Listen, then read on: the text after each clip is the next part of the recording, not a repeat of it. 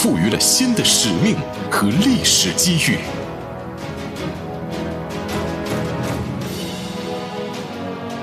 2021年5月，上海市政府发布关于加快推进上海全球资产管理中心建设的若干意见，上海的全球资管中心建设加速推进。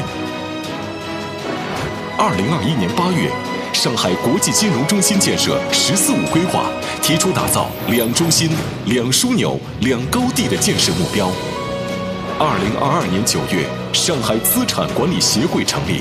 伴随着上海全球资管中心建设的脚步，自2021年起，每年的金秋时节，第一财经与中国银行联合主办上海全球资产管理论坛，广邀境内外专业人士齐聚浦江，见证建设途中的重要时刻，展望资管行业的发展与未来。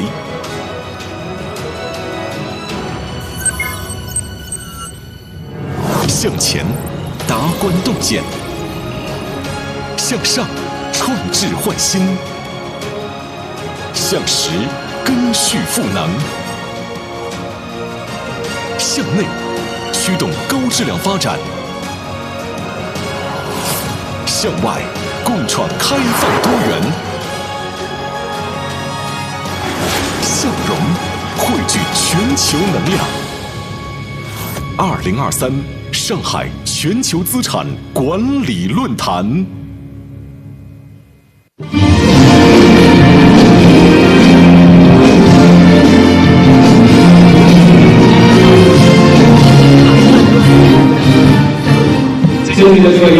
Distinguished leaders, dear guests, ladies and gentlemen, good morning. Welcome to the 2023 Shanghai Global Asset Management Forum supported by Yicai and Bank of China. I am Huang Wei with Yicai. The year 2023 is a year to fully complement on the report of the party's 20th National Congress, and also it is the third year for Shanghai to build its national global financial center, and it's also the key to boost the financial development and also the inherent need for the financial industry to develop itself. In 2023, the Shanghai municipal government has implemented on the means and measures to implement financial opening up so as to further boost the opening up of Shanghai. Shanghai has implemented all kinds of measures and to form the experience for Shanghai to be repeated in different places. And also in Shanghai's 14th five-year plan, by 2035, Shanghai is going to become a world financial center with global influence and also going to become a global asset center. And the specific goals have been proposed. In the process of going to the new aims and goals, the 2023 Shanghai Global Asset Management Forum is convened here to convene the global leaders and the wisdom of the world so as to talk about Shanghai's Global Asset Management Center and its measures so as to talk about the transformations and developments of the financial industry in Shanghai. Now, please allow me to introduce the guests and leaders for today.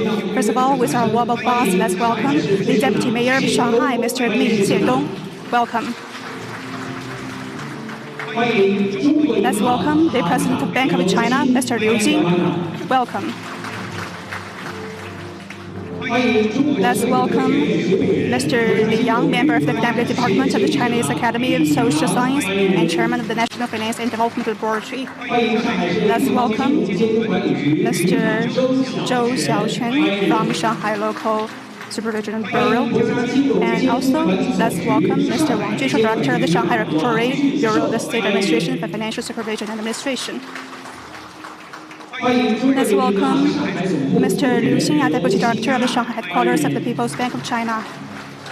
Welcome Mr. Liu Bin, Deputy Director of the Shanghai Regulatory Bureau of the Shanghai Securities Regulatory Commission. Let's welcome with Mr. Chen Chunyan, Secretary General of the Asset Management Association of China. And also welcome with Mr. Xie Wenlan. Welcome. Let's welcome Shanghai President of Mr. Li Wen. Welcome Shanghai Asset Management Supervision and Mr. Jia Biao. With Shanghai Security Management Commission, Mr. Han Kang. Welcome, Shanghai Fund Association President, Mr. Liu Jianping. Welcome. Shanghai Fund Association, Mr. Zhang Ming. Now let's proceed with this forum and the leaders from the sponsoring units. Let's welcome Mr. Zhao Rong from Bank of China.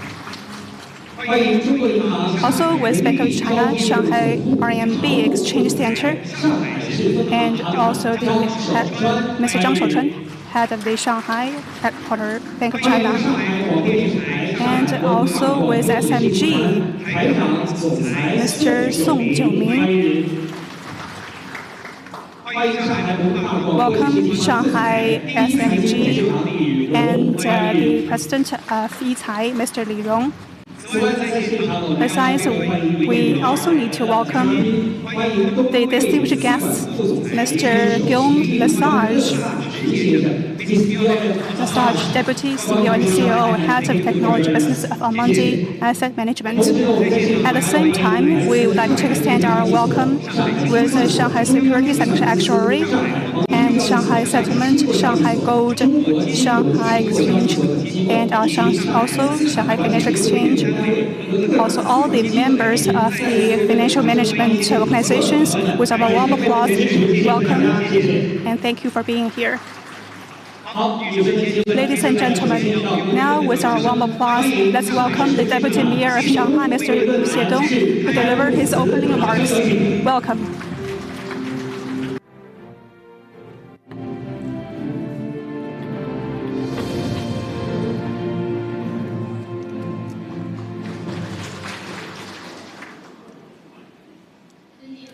Mr. Liu Jing, Mr. Li Yang, Mr. Song, and Vice President of Amundi, distinguished guests, ladies and gentlemen, good morning. It's a great pleasure to attend the 2023 Shanghai Global Asset Management Forum in Live丨2023. First of all, on behalf of the Shanghai government, I'd like to extend a welcome to all the distinguished guests and heartfelt thanks to friends who have supported Shanghai's development as an international financial center and a global asset management center. Building an asset management center is a very important strategy for Shanghai to allocate global resources and also a requirement for Shanghai to serve the real economy. In recent years, Shanghai has been promoting the asset management industry. The progress has been made as follows. First, with capital flowing into the city, the asset management center has taken shape. The total AUM in Shanghai accounts for a third of China's total. The AUM of insurers and that of equity mutual funds account for half of the country's total respectively. And the Shanghai ranks top in China in PE funds with an AUM of 5.2 trillion yuan. And second, Shanghai is the top destination for foreign investment. There are 200 licensed asset managers in Shanghai, and all of the newly established wholly foreign-owned mutual fund companies and 5 joint venture bank wealth management companies are based in Shanghai. About 80% of the foreign private equity fund managers have established their presence in Shanghai. 89 world-renowned asset managers have joined the Shanghai QFLP pilot project and 62 the QDLP project. Third, product portfolios are diverse. The first carbon neutrality ETFs tracking the SEEE Carbon Neutrality Index issued in Shanghai raised a total of 4 billion yuan. The Zhangjiang Independent Innovation 50 ETF has been listed, integrating the financial and tax sector. And Shanghai is one of the pilot cities for pension wealth management products, which have exceeded 10 billion yuan in size. Fourth, there have been frequent exchanges in the sector. In 2022, the Asset Management Association of Shanghai was founded. It has played a very important role and held influential activities like forums to boost the development of the industry. Shanghai is now promoting reforms and opening up. It strengthens its role as an asset allocator, and with the guidance of the central government, our future priorities are: first, follow the principle that the asset management sector should serve the real economy. We welcome long-term investment in Shanghai and in the Yangtze River Delta. We continue to open up to the outside world and develop platforms to boost the connectivity. We are also promoting cross-border investments and data flow. Shanghai plays a very important role in pilot projects in these areas, and we are promoting green bonds, insurance, and all kinds of green financial products to support the country's green transition. Thanks to Yicai and the Bank of China to provide this important platform so that industry experts, scholars, and entrepreneurs can gather together here. I look forward to your insights and suggestions so that you can contribute to Shanghai's socio-economic development and its endeavor to build an asset management center. And the Shanghai government will continue to provide services to all of you. We welcome you to pay more frequent visits to Shanghai and to boost development and build a bright future together. Finally, I wish this forum a complete success, and I wish you health and all the best. Thank you. Thank you, Deputy Mayor Xie. Thank you for your warm regards, and with lots of statistics you have shared with us about the latest updates in Shanghai's management area. And with these three principles, you have shed new lights and given your directions for Shanghai's asset management industry. Thank you very much, and I welcome all the organizations around the world in asset management to develop in Shanghai. Now, in the keynote speech session, we are going to invite the President of Bank of China, Mr. Liu Jing, to give us his remarks, and he's going to talk about actively participating in the construction of Shanghai Global Asset Management Center to facilitate the high-level opening up. Let's welcome Mr. Liu.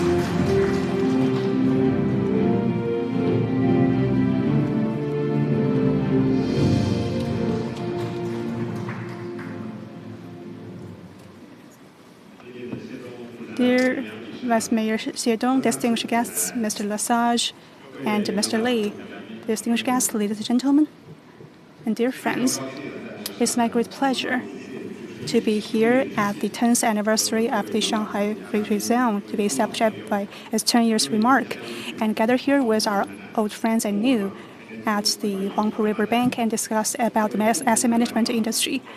As the co-sponsor on behalf of the Bank of China, I would like to welcome you for being here. Just now, Mayor Xie has shared with us on the construction of Shanghai's Asset Management Center and its new directions in the next step. We have been greatly inspired. Being opening up, this is a basic national policy of China, and in the 20th National CPC Congress, the new deployments have been made in promoting high-level opening up to the world, while accelerating the construction of new development and on this financial area.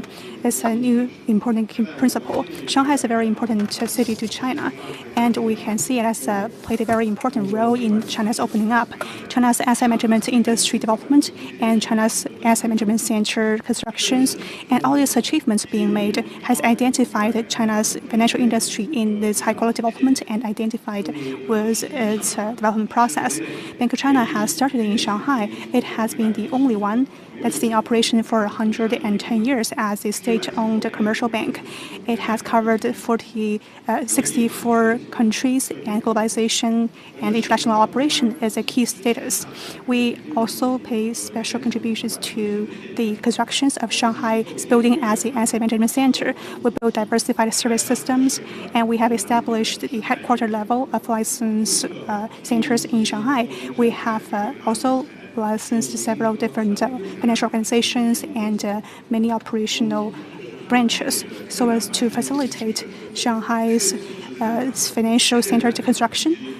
And in the RMB settlement, market share has maintained as the market #1. We have also actively participate in the contribution to the connections around different financial markets, and we have been the first in terms of the RMB swaps. And we are the top cooperator in terms of the RMB swaps. We also actively participated in the construction of the major activities in terms of the online, offline roadshows for the financial organizations, and recommend the Shanghai Asset Management Center and continuously promote our products, including different portfolios in currency exchange and different financial products, so that we're going to become a top service provider in terms of the RMB-based quotations, so that we're going to lead the market top status in terms of the RMB exchanges. And we also worked very hard in terms of the offshore RMB activities. And for Bank of China, we have been the top in terms of the RMB exchanges. With all these achievements being made, these are all based on the great support from all our counterparts in the world. Therefore, I'd like to extend my sincere gratitude and thanks to everyone who have supported us in this long time. And based on our experience and practice of the Bank of China, I'd like to share with you on a few lines. And cross-border RMB applications has brought new experiences and opportunities. By the end of August, with the SIP system, we have 1,400 members with 97 direct participants and over 130 indirect participants. It has greatly facilitated with the RMB applications. And in Q1, we have seen the RMB application has become the fifth in the world and in terms of its foreign exchange uses.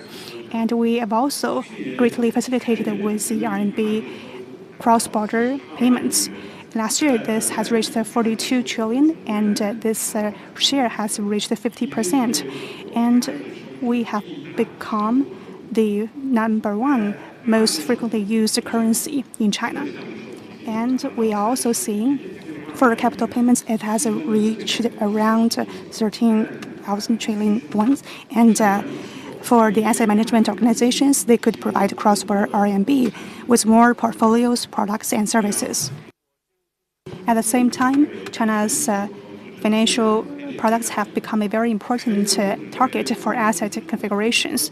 And these great achievements and the acceleration has been above average globally. By the end of 2022, for the overseas holders of the assets, it has seen a 2.26 times increase, and for the international average, that was only around 1.22 times that of 2018. And index investment has become a leading indicator for the asset management industries. And by 2025, according to the forecasts, the index management is going to become over the size for the active asset management volume. Therefore, we have been including the different bonds and assets into the index management portfolios. And with that increase, it's going to greatly facilitate China's capital market development. And certainly, for overseas asset management organizations, they are also increasing their presence in China. And according to the public offering organizations list, by the end of this August, we can see 144 organizations have joined China. Overseas, the wholly owned foreign enterprise have been accounting for around 30%. And total number 48. This include Schroed, BlackRock, and many other well-known fund companies. They have established the wholly owned foreign companies. And by the beginning of this year, Standard Chartered have also gained the approval to be a wholly owned foreign investment. And this has become a third wholly owned foreign investment company, and we believe there will be more and more approvals in the future. And by this quarter, we have seen more of the foreign companies being approved. And now, China is the second largest asset management market, only second to America. And in terms of the overall rankings, Shanghai has been ranking #6. And this has conditioned Shanghai with well-equipped conditions to facilitate this next level of development. And that means first we need to combine this with Shanghai's and China's RMB globalization. Throughout development of asset management, most of the asset management centers is closely related with the own currency's globalization. And the construction of the asset management center is also going to facilitate its own currency in globalization. These days, in cross-border payment and reservations, we can see RMB is becoming more and more prominent. But RMB trade and its investment channels are not sufficient. It's yet to be expanded. That means for asset management companies, these are challenges as well as opportunities. We should work with the overseas investors and to expand the portfolio so that the foreign companies are willing to come to China and stay here. And as participants of this industry, commercial banks and the asset management companies shall build an integrated settlement and exchange system so that we are going to look into risk control and all the management solutions so that the foreign investors will be more convenient in their investment in China. And second, we also need to combine this with China's strategic goals in its development in economy. And we have seen in China's National CPC Congress, high-level development is the key task for China's development. And for innovative, green, open, and new development principles will also facilitate a high level of development. And now, we are in a critical period of high-quality development, so the asset management institutions should seize the opportunity to actively invest in areas like scientific and technological innovation, industrial upgrading, ESG, give play to the guiding role of funds in resource allocation, so to explore the growth of economic development and explore new areas. At the same time, Chinese residents allocate more physical assets than financial assets, but this is gradually changing. Asset management products are an important carrier for residents and enterprises to invest in financial assets. Asset management institutions should enhance wealth creation capability, meet the needs of investors to maintain and increase their assets, assume the responsibilities of wealth management, old age care, and universal benefits, so thousands of households can share the development dividend. Third, we shall give full attention to risk management. With further opening to the outside world, asset management institutions should deeply understand the market and economic environment, strengthen the application of risk management tools, deepen the analysis and the judgment of cross-border capital flows, guard against the risk of fluctuations in international exchange and the liquidity risks caused by large inflows and outflow of funds.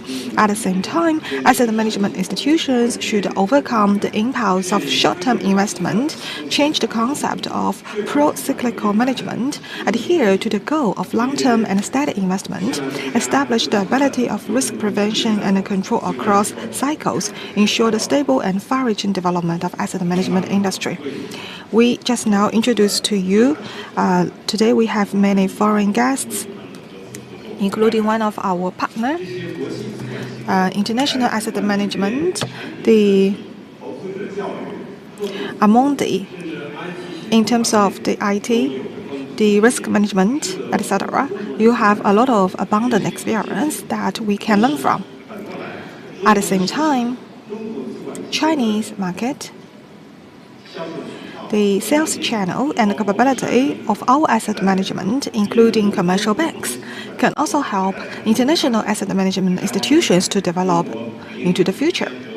So we will take a more active part in Shanghai's construction of International Financial Center and the International Asset Management Center, and we hope that in our forum you can exchange with each other and learn a lot. I wish the forum a complete success. Thank you very much. Thank you. Thank you. Thank you very much, Mr. Liu, for your wonderful sharing. Thank you very much, President Liu, to talk about from Bank of China your observation of asset management and your 3 key focuses. I hope that you can win the future together with all the asset management institutions here. And now we will come to another highlight of today, that is the launch ceremony. Here we will launch the 2023 Shanghai Global Asset Management Center Construction Report, and we will start the Shanghai International Activities Week. And we will also issue guidelines for overseas asset management institutions to invest in Shanghai. From the platform to guidelines, we can support Shanghai into the International Asset Management Center. Distinguished guests, ladies and gentlemen, from today till October 21st, supervised by the financial bureaus, this Global Asset Management Center Shanghai International Activities Week will officially start. And we are the first summit, and we will issue these reports. Let's see the screen.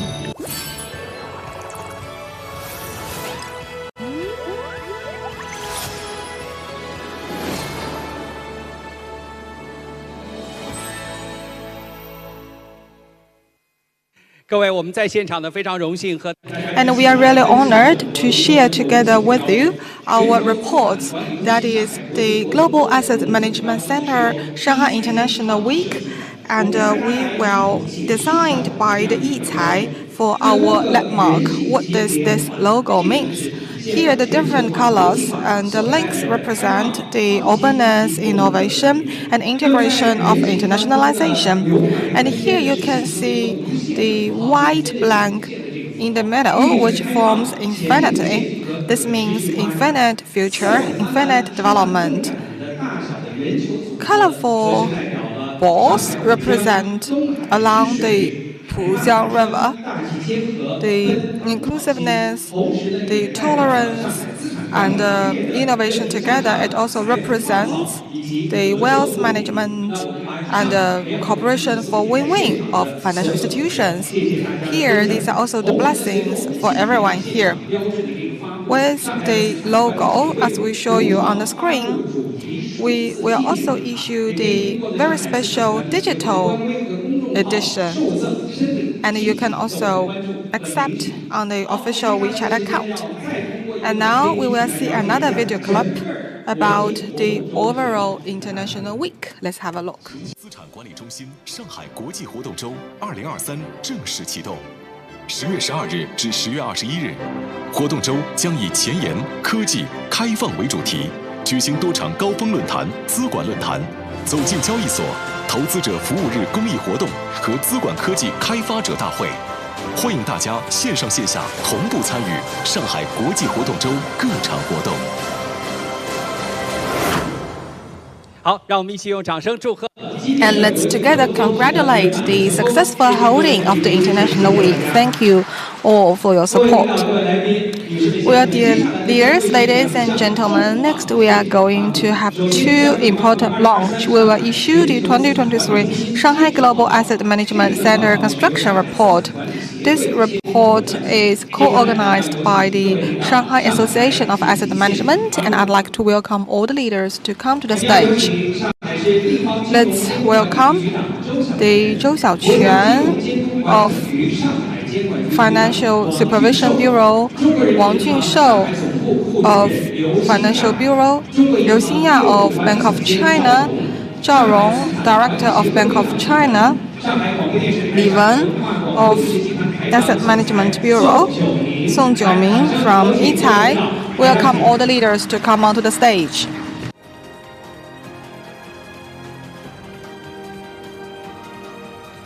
好，请各位领导。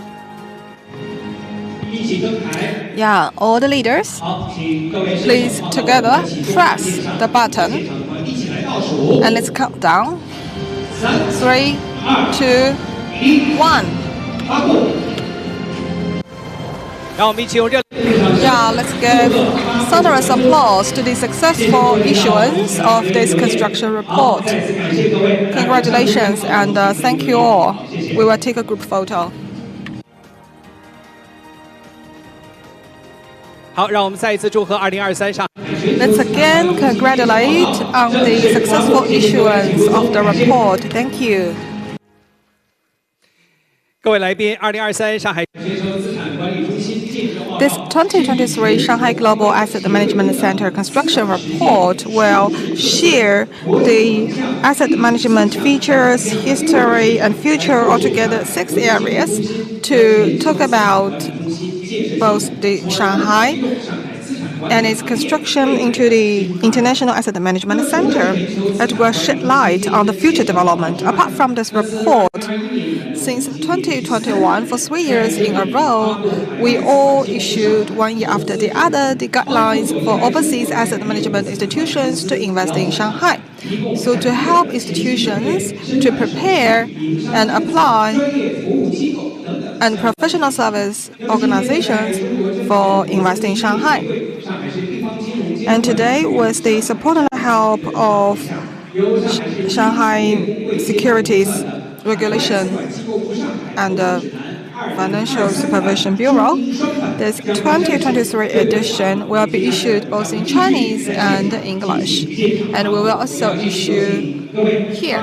And I'd like to invite the leaders again back to the stage. Let's invite Chen Chunyan, Secretary General of Financial Supervision Bureau,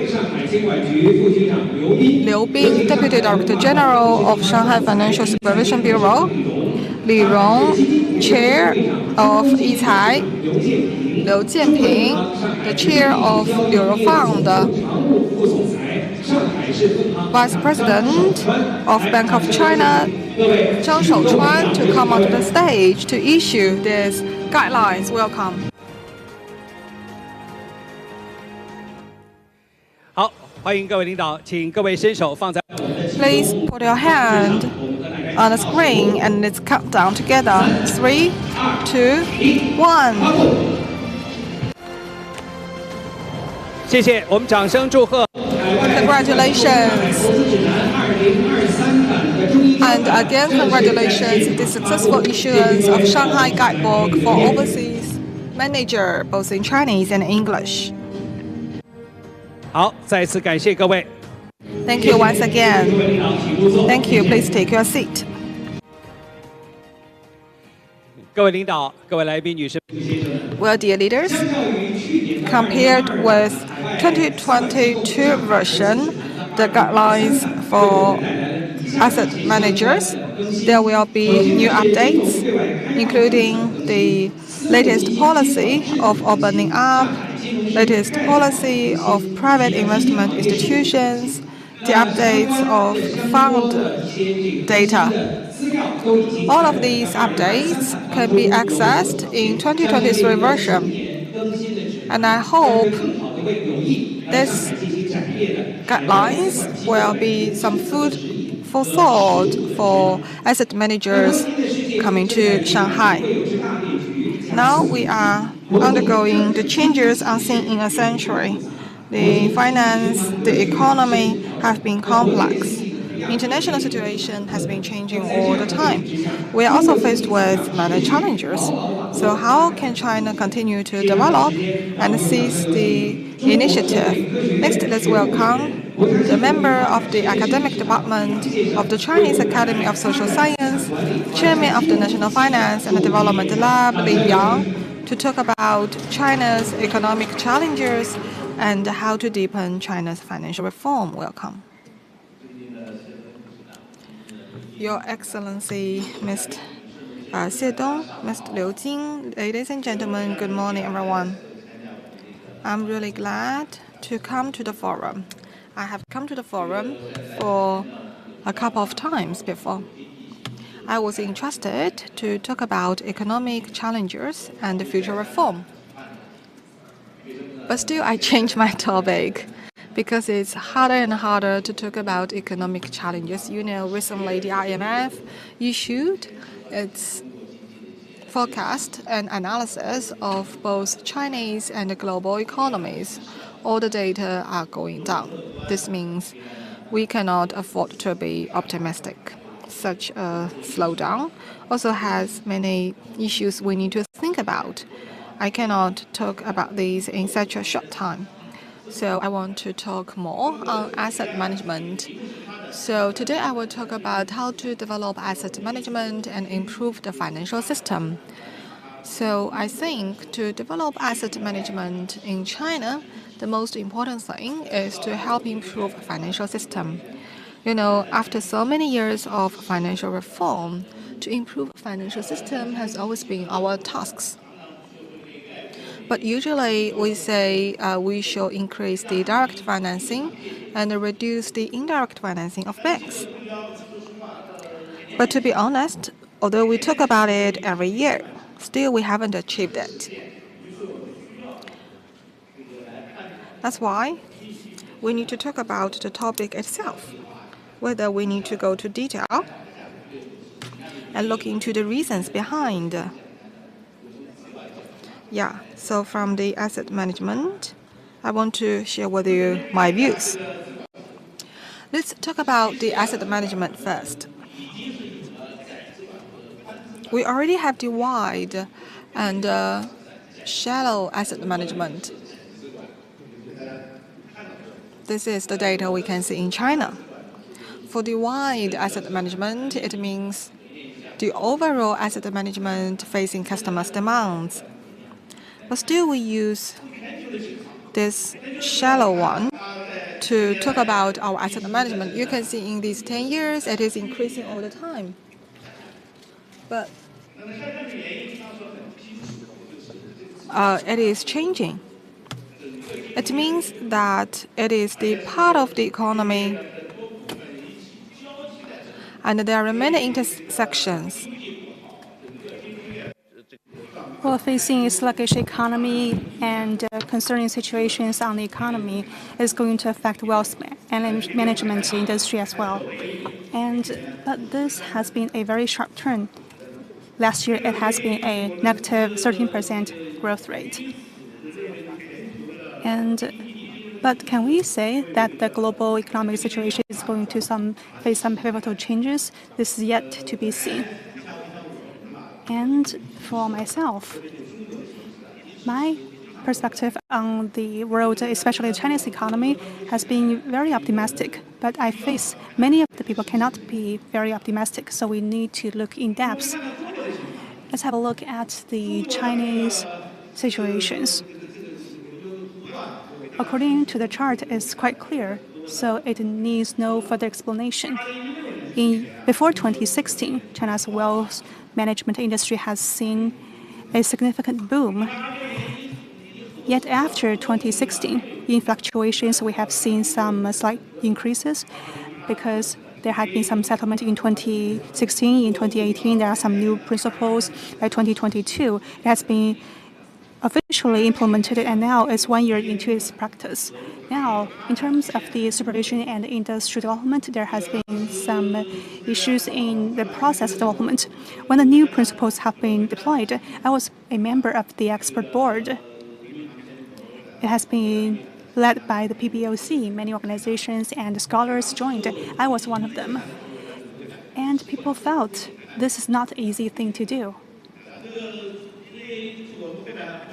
I'm going to cover this part later on, that in the new rules of the asset management, there has been a definition about the nature of wealth management. It has belonged to the trust industry. Its nature, the nature of wealth management is asset management is a trust. So this is a major thing because it involves on the trust industry development in China. For the trust industry, based on the continental law frameworks, its development has been facing problems and what measures will be taken to solve these problems.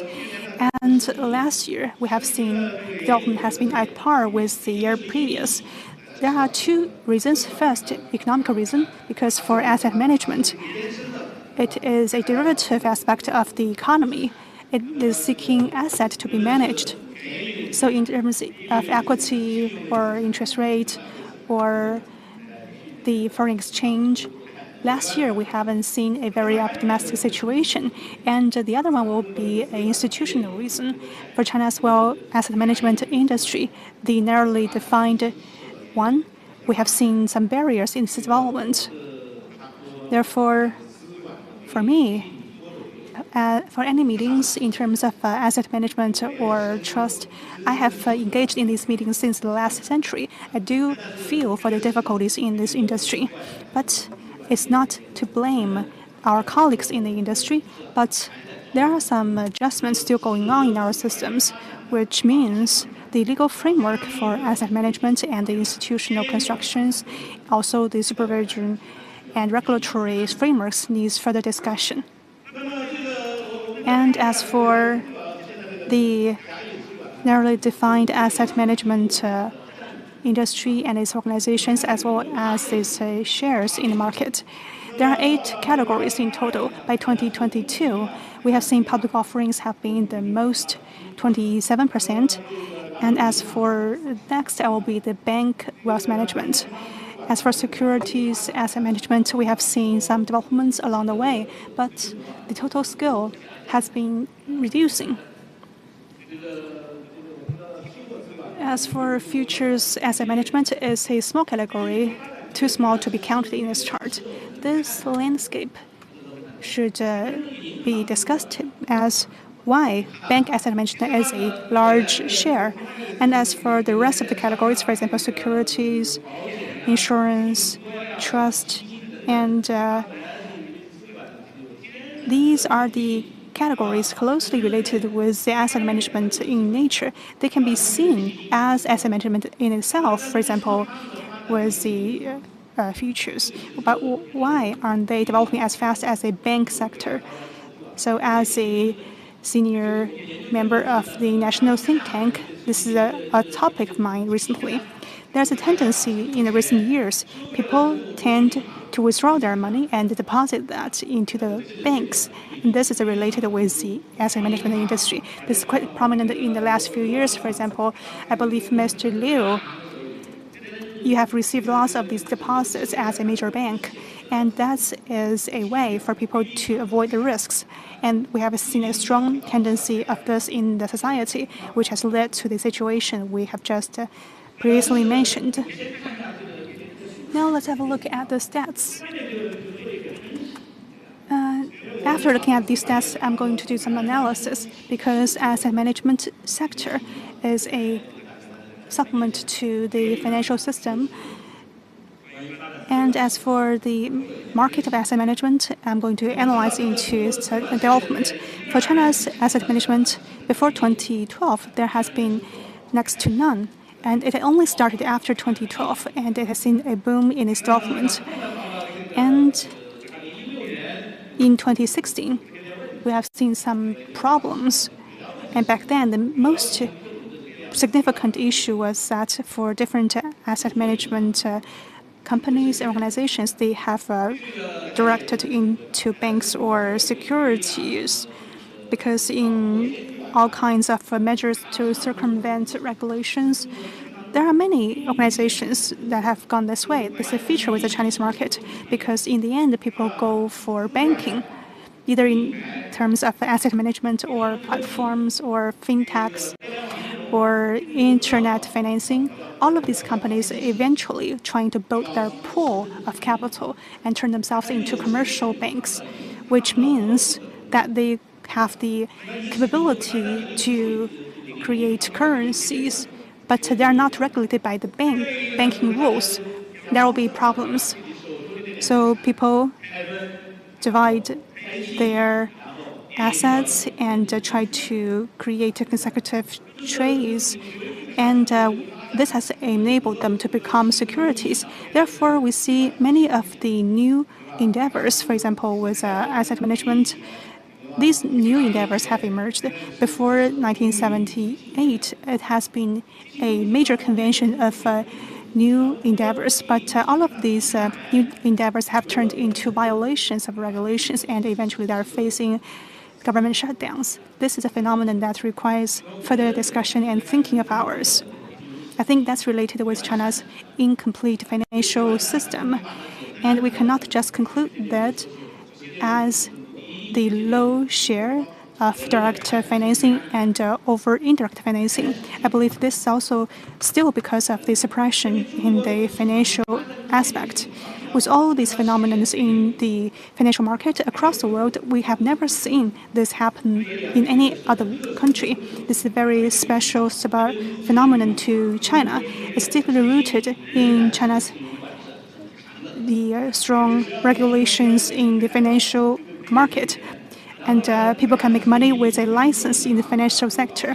And with different names, they all go for banking and try to divide their products in the tradings. So underneath these superficial phenomena, we have seen the deep down causes. Well, if we look at the history, in history, the bank indirect financing share of the total society has been maintained at 80%.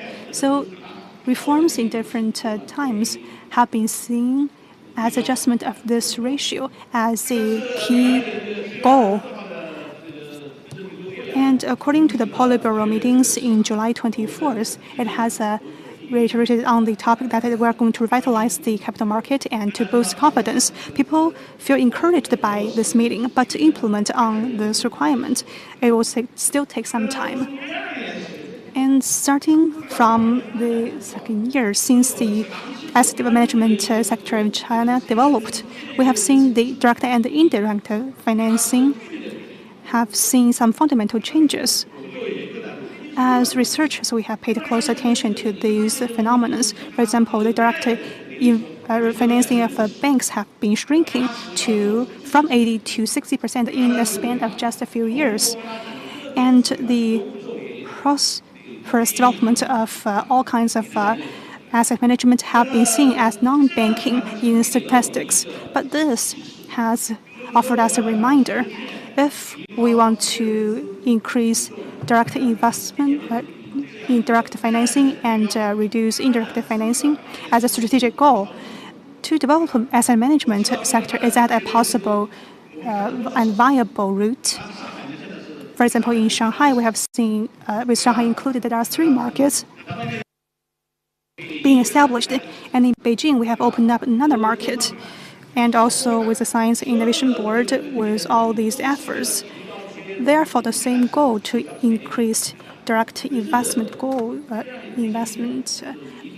direct financing. So this has reminded us we need to look in depth. And what we feel is that for asset management, this is a possible way to go. And by the way,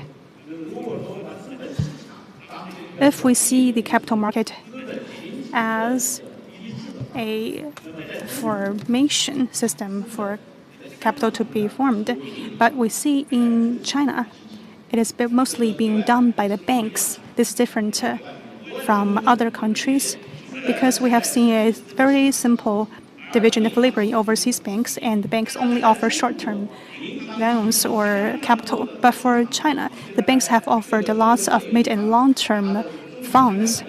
We have seen the mid and long-term loans have been accounting for over 50%. And if you refer to the textbooks, it's not allowed. These are the ideas to the Chinese characteristics. And we have seen in 2012 there has been some new rules, 26 being made by the central bank, and this still needs further completion. So for this new role of asset management, it has given a definition for asset management, which means the nature and the fundamental structures of asset management is about capital trust. So that all of these activities are based on this. The reason why they could develop and why not, it is because, to boil it down, they belong to the category of capital trust. And with that, we could look into the fundamental causes of all the issues. And in China, we would love to separate the different systems into the bank-led indirect financing and the market-led direct financing. And as a researcher, I would like to ask my audience, who would explain to me what is direct and what is indirect financing?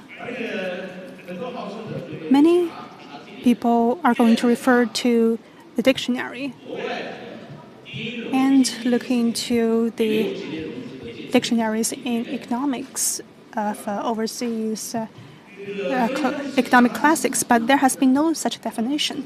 So where does it came from, and how should we define it? Currently, it's not the moment to define these concepts, and now we need to accept these concepts, and next we need to define on these two concepts. But I would like to say, for the financial systems, especially when it comes to financial innovations or liberalizations in the systems, this has led to the financial activities into a one or the other form of mechanism. It's not one or the other in terms of direct or indirect financing, because, for example, with the derivatives, it's hard to call whether it's direct or indirect financing. And for asset management and wealth management, the great development of these managements are not because they have been defined as one or the other. It's because it's catered to the demands of the consumers. They are the financial products fit into their demands for these increasing financial services. That's why, for the founding and the trust, wealth and asset management have been shown the clear differences in its systematical characteristics. We have paid especially close attention to the phenomenon that for asset management, it has played a very important role in China's reality. It has turned the bond financings into equity financings. For example, the loans or the leveraged loans have been turned into direct financing. It has played a role as such, and that's why we see in the market these days with bankrupted companies or many of these financial products about to see bankruptcy. These are related with such conversions, but the nature of financing would relate lots of these conversions, so there's nothing to blame about such conversions. And for asset management, it's a very unique financial activity. This is a concept that has to be defined. It cannot be just simply defined or as direct or indirect financing. And now let's work on some comparisons. For direct financing, there's no such concept in the overseas economics dictionary. I do look it up in the dictionaries, and I have talked to many senior economists, and they say this might be coming from Japan, but I don't see the source for such definitions. But it has been used in the industry and has been mentioned by the central banks. So we need to look at its definition. If we look at contracts for direct financing, for a financing activity, there's one contract involved, then it's direct financing. For example, with the stocks issuance, it comes through many different organizations, but the contract is a contract between the investor and the listed company, and the rest of the intermediaries will not be counted. And as for indirect financing, it will involve two or more contracts. Banks will be seen as a very typical case here, because on the one hand, it serves as a representative general of the lenders and sign contracts with many borrowers with different terms and conditions. And that's one contract already. With that contract, they collect money. On the other hand, they also sign contracts with all kinds of financial players on the loans contracts. And with these two contracts, now it involves lots of capital. And with two or more contracts, the financing activities will be able to complete. And that's what we call as indirect financing. And in this case, we do see the meanings in the separation between direct and indirect financing. But for trust financing, it's different, as there are two contracts exists, but the binding legally binding forces are different, because for some trust products, we have seen the problems or collapse of such products with its contracts. Many of these contracts or terms are not binding. Or, for example, if we want to trace down the person who will be held reliable, then that will be the real listed company. Because if we see through the mist of all the contracts, the final contracts will be the one with the real listed operators. And that means for trust financing, it's very complicated. Still, it is serving as a means for direct financing, as it involves only one contract. In direct financing, the two parties will be held liable for the most critical risks. For example, the listed company and the investors for the stocks. Both parties are jointly sharing the risks. As for the indirect financing, as Mr. Liu, they are being held liable for all the major risks. For example, we can see, and for the borrowers, they are only concerned with their financial risks. As for other of the trust or market risks, the rest of the risks will be borne by the indirect financial intermediary organizations. But it is different in the trust investment. They both need to hold the liquidity and the financial risks in the capital market.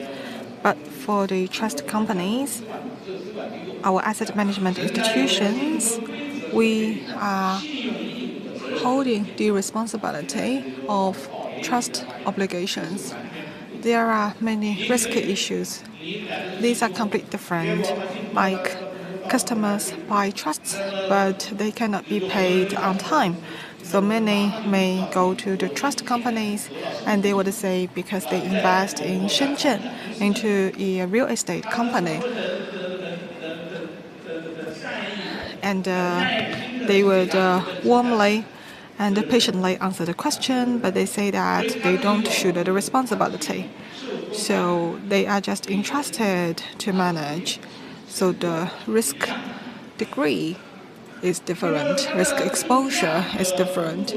The pricing and the service charging rules are also different. For example, we know the key of financial operation is pricing. As we all know, everything can be sold, it's just the price issue. Everything can become finance so long as you find the appropriate financing mechanism. There are two types of financing.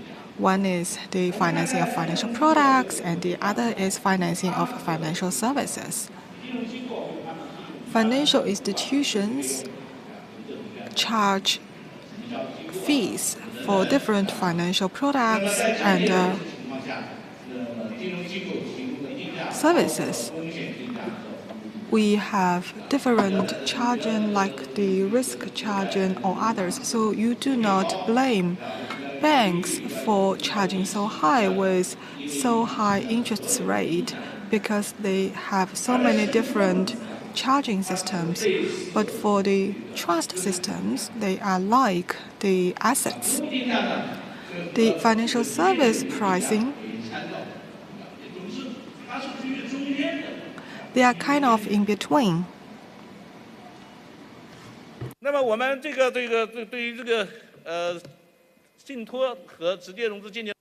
So if we compare the direct and the indirect financing, we would find that for the trust or the trust activities, today we talk about asset management activities, and the asset management are in between the direct and the indirect financing. They have the features of two, but that is actually direct financing.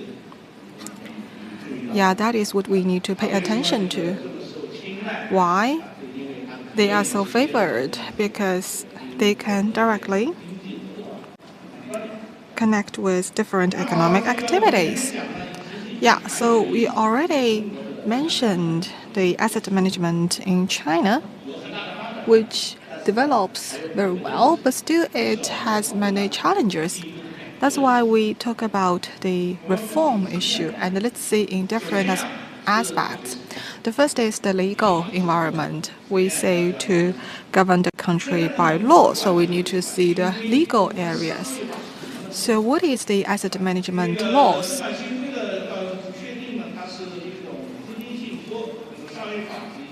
So we have the trust law as the governing law. But the trust law needs to be adjusted as well for better asset management. There are many analyses into the trust law. The research development lab I work in, many experts also mentioned that the Chinese trust law is just a law for the trust companies, which means the business that many financial institutions can work in, that is the trust. And we say and define the business scope to certain companies. That is a big issue.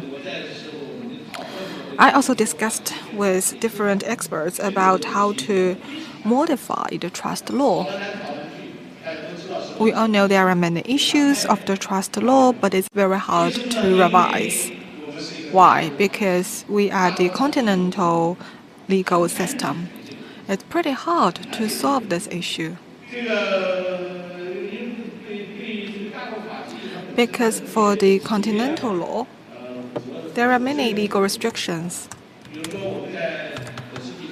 Like for our civil law system in the beginning of the century, when we try to promote the asset-based of securities, we worked for 7 years to come up with such a asset-based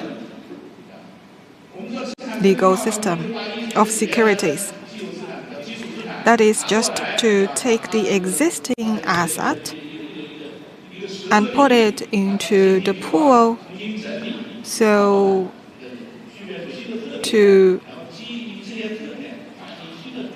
issue new securities based on the capital law.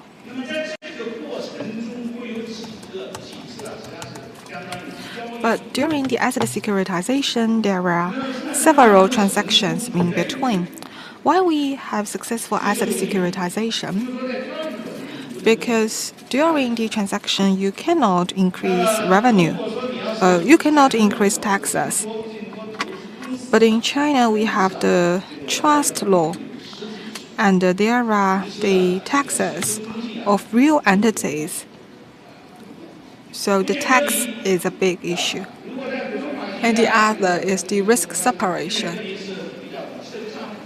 You can just set up an account to separate risks, but here we need the transfer and separation of real entities to separate risks. It's very hard.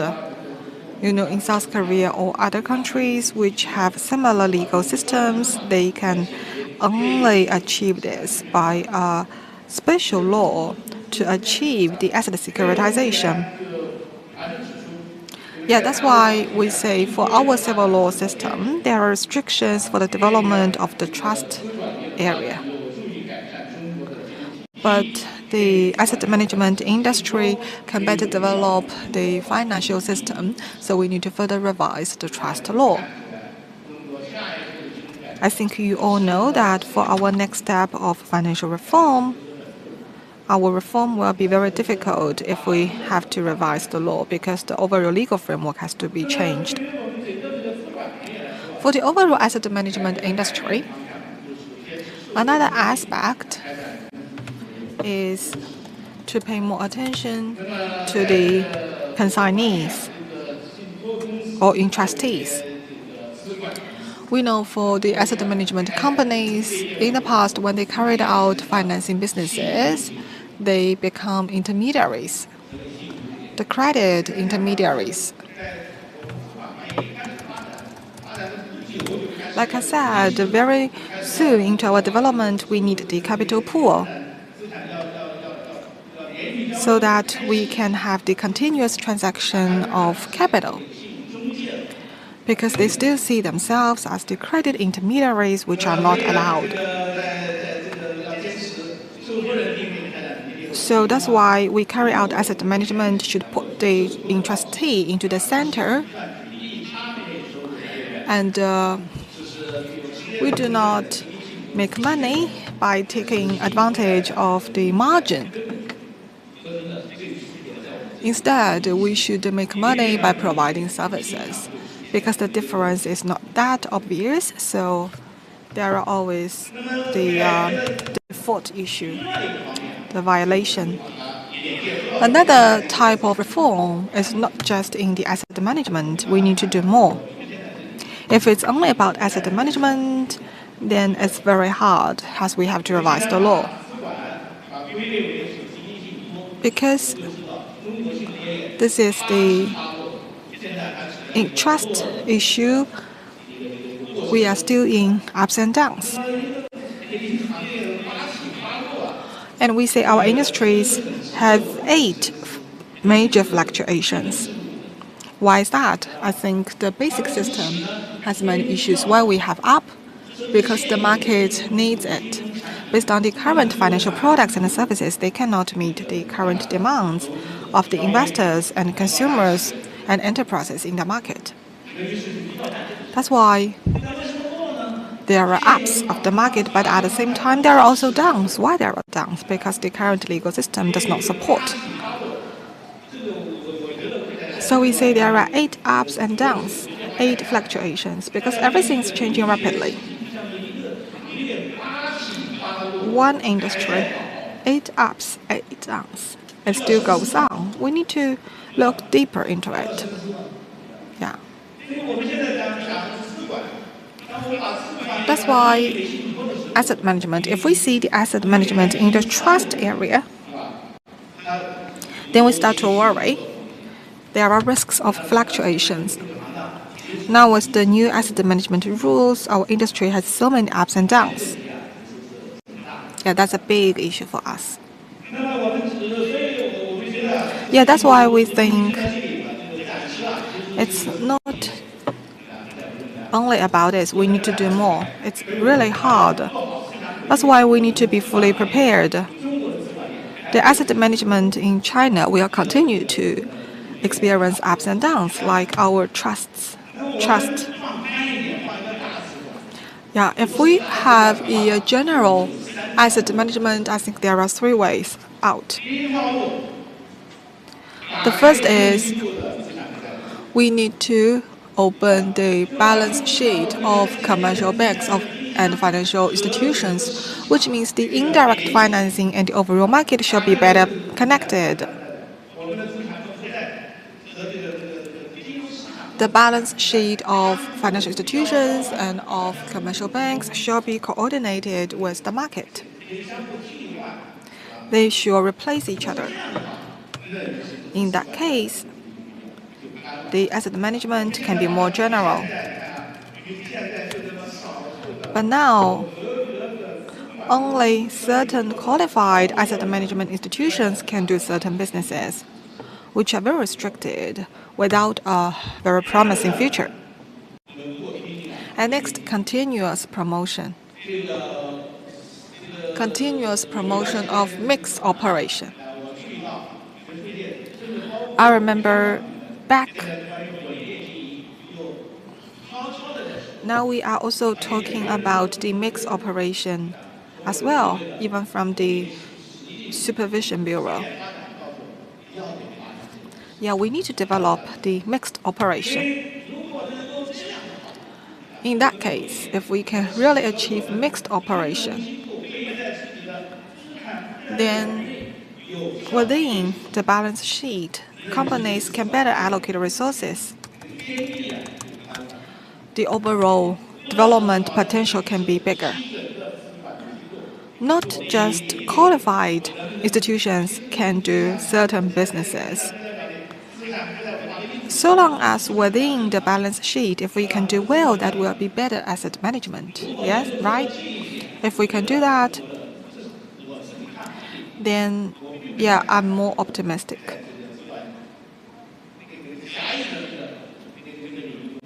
We should not develop only in a very shallow perspective. If the financial institutions can achieve mixed operation, There are many legal restrictions can be greatly solved. Instead of only thinking about what the civil system can do, what the civil law system can do, no. That's not what we can achieve in the short run. And the third is to develop digital economy, to develop platform economy.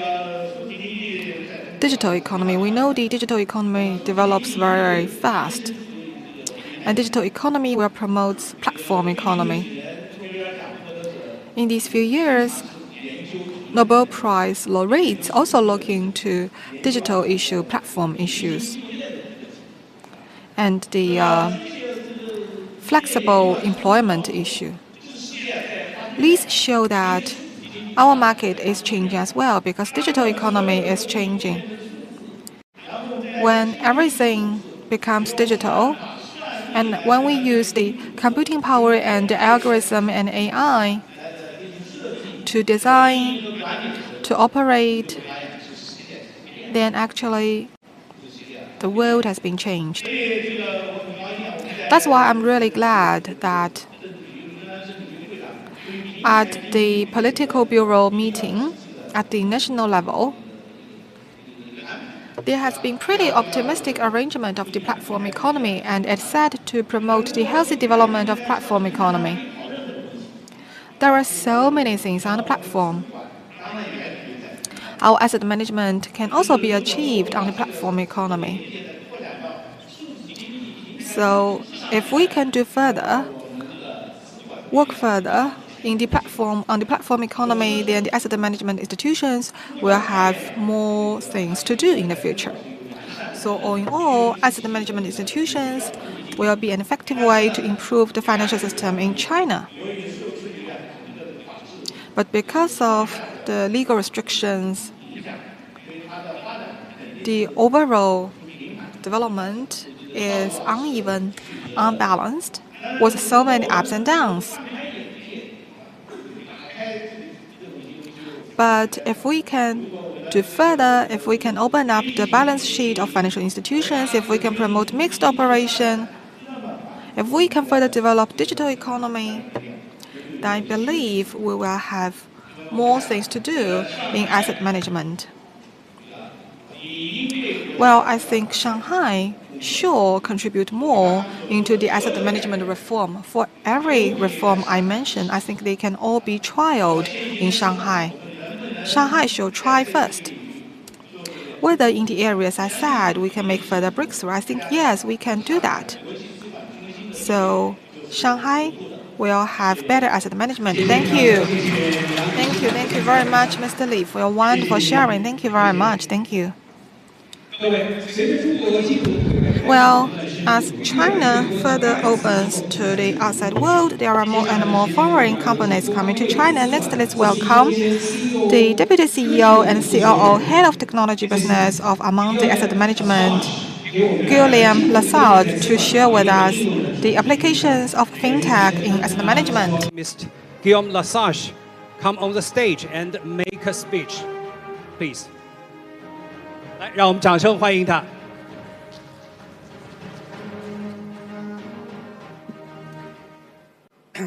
Dear representatives of the city of Shanghai, dear President Liu, dear Dr. Li, ladies and gentlemen, my dear friends, good morning. I am very happy, I am very honored to be here today to attend this Shanghai Global Asset Management Forum. I see that as another proof of the dedication of the city of Shanghai to become a global financial center. I would like also to congratulate Bank of China and Yicai Group for organizing such a forum.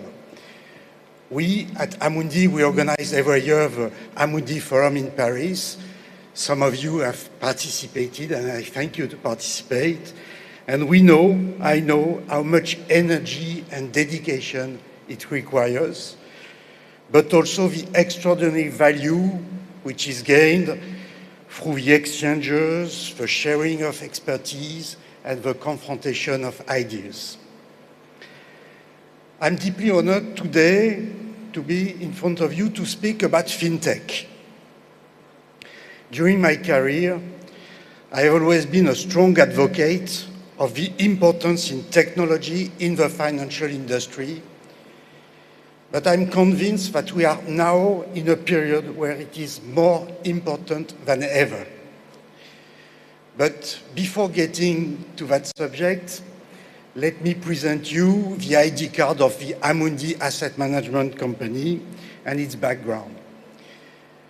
Amundi was created in 2010,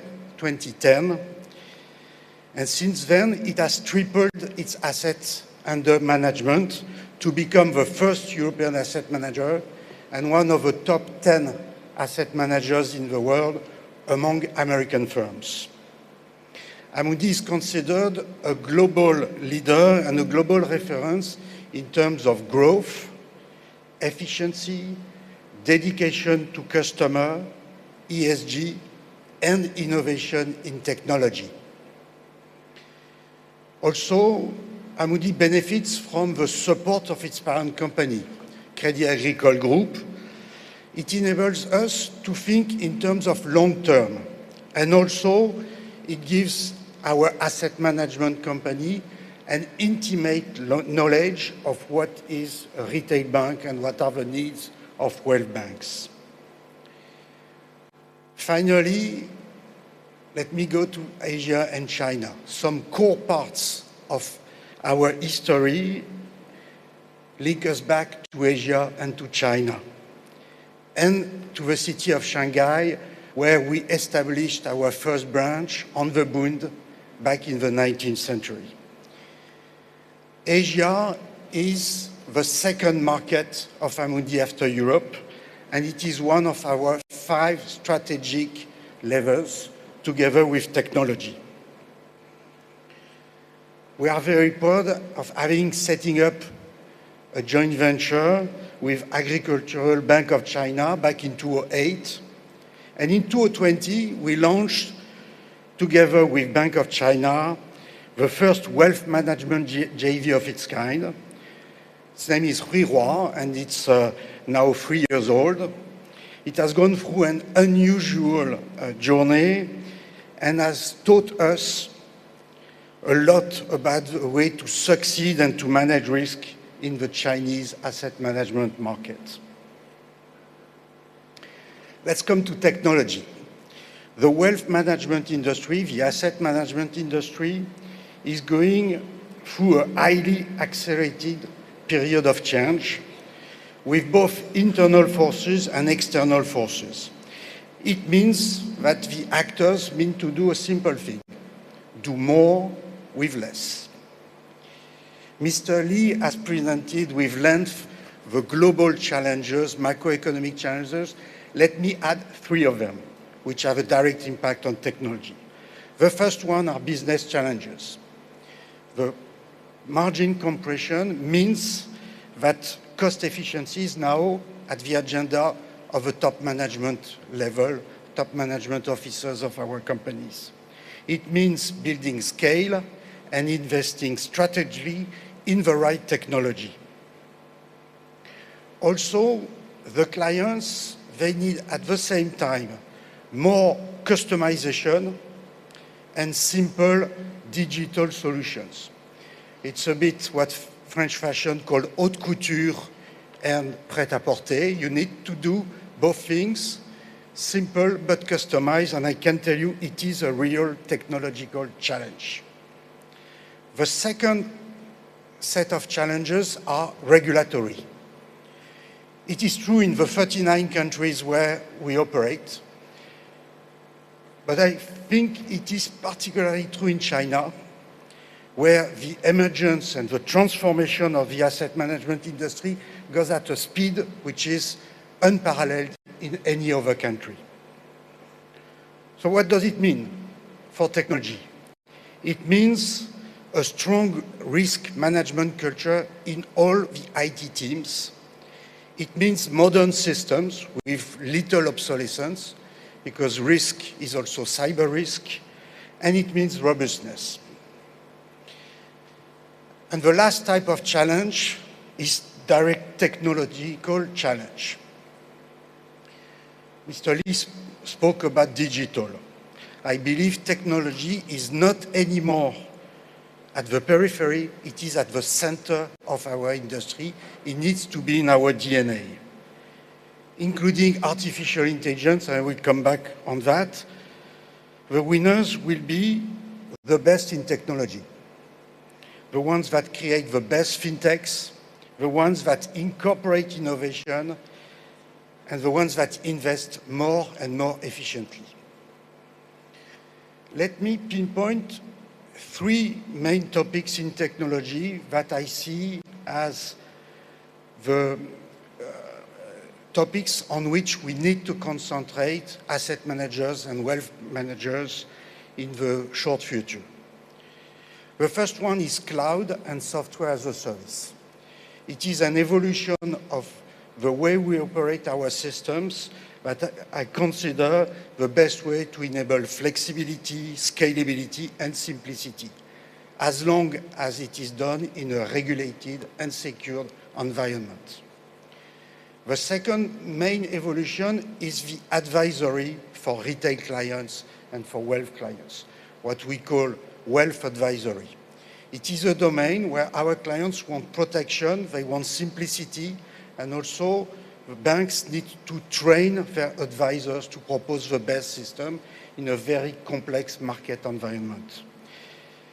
This means new state-of-the-art products and tools, and I can tell you, I consider this to be probably the biggest challenge. And the last one is artificial intelligence, and more specifically generative artificial intelligence. I'm convinced that what has happened in the last months, since November last year, is a major, probably the biggest transformation in technology in the last decades. To be in the game, fintechs, asset managers need to invest. We need to train and embark the business. It's not only technology. We need to elaborate quickly the business cases, and we need to choose the right technology, which is secured and mastered. Amundi has based its development around technology.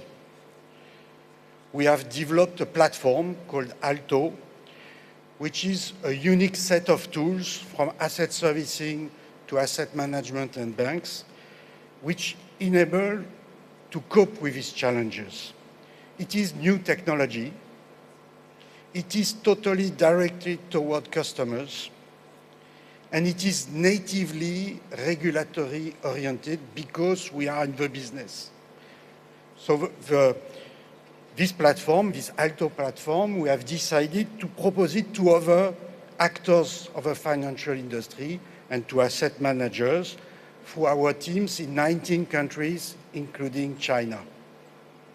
Because we are in the business, we know the constraints, we know the challenges, and we consider we can help our clients to concentrate on their business, to accelerate their development, and to innovate where they want to innovate.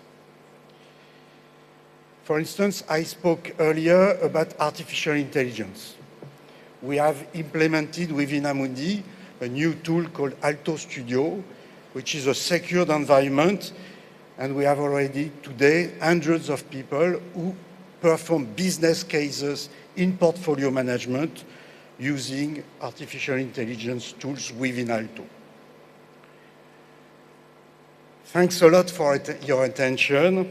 I hope I managed to pass you and show you how much I am convinced fintech is the future of banking if ourselves, wealth managers, asset managers, and banks take our responsibility and lead the change.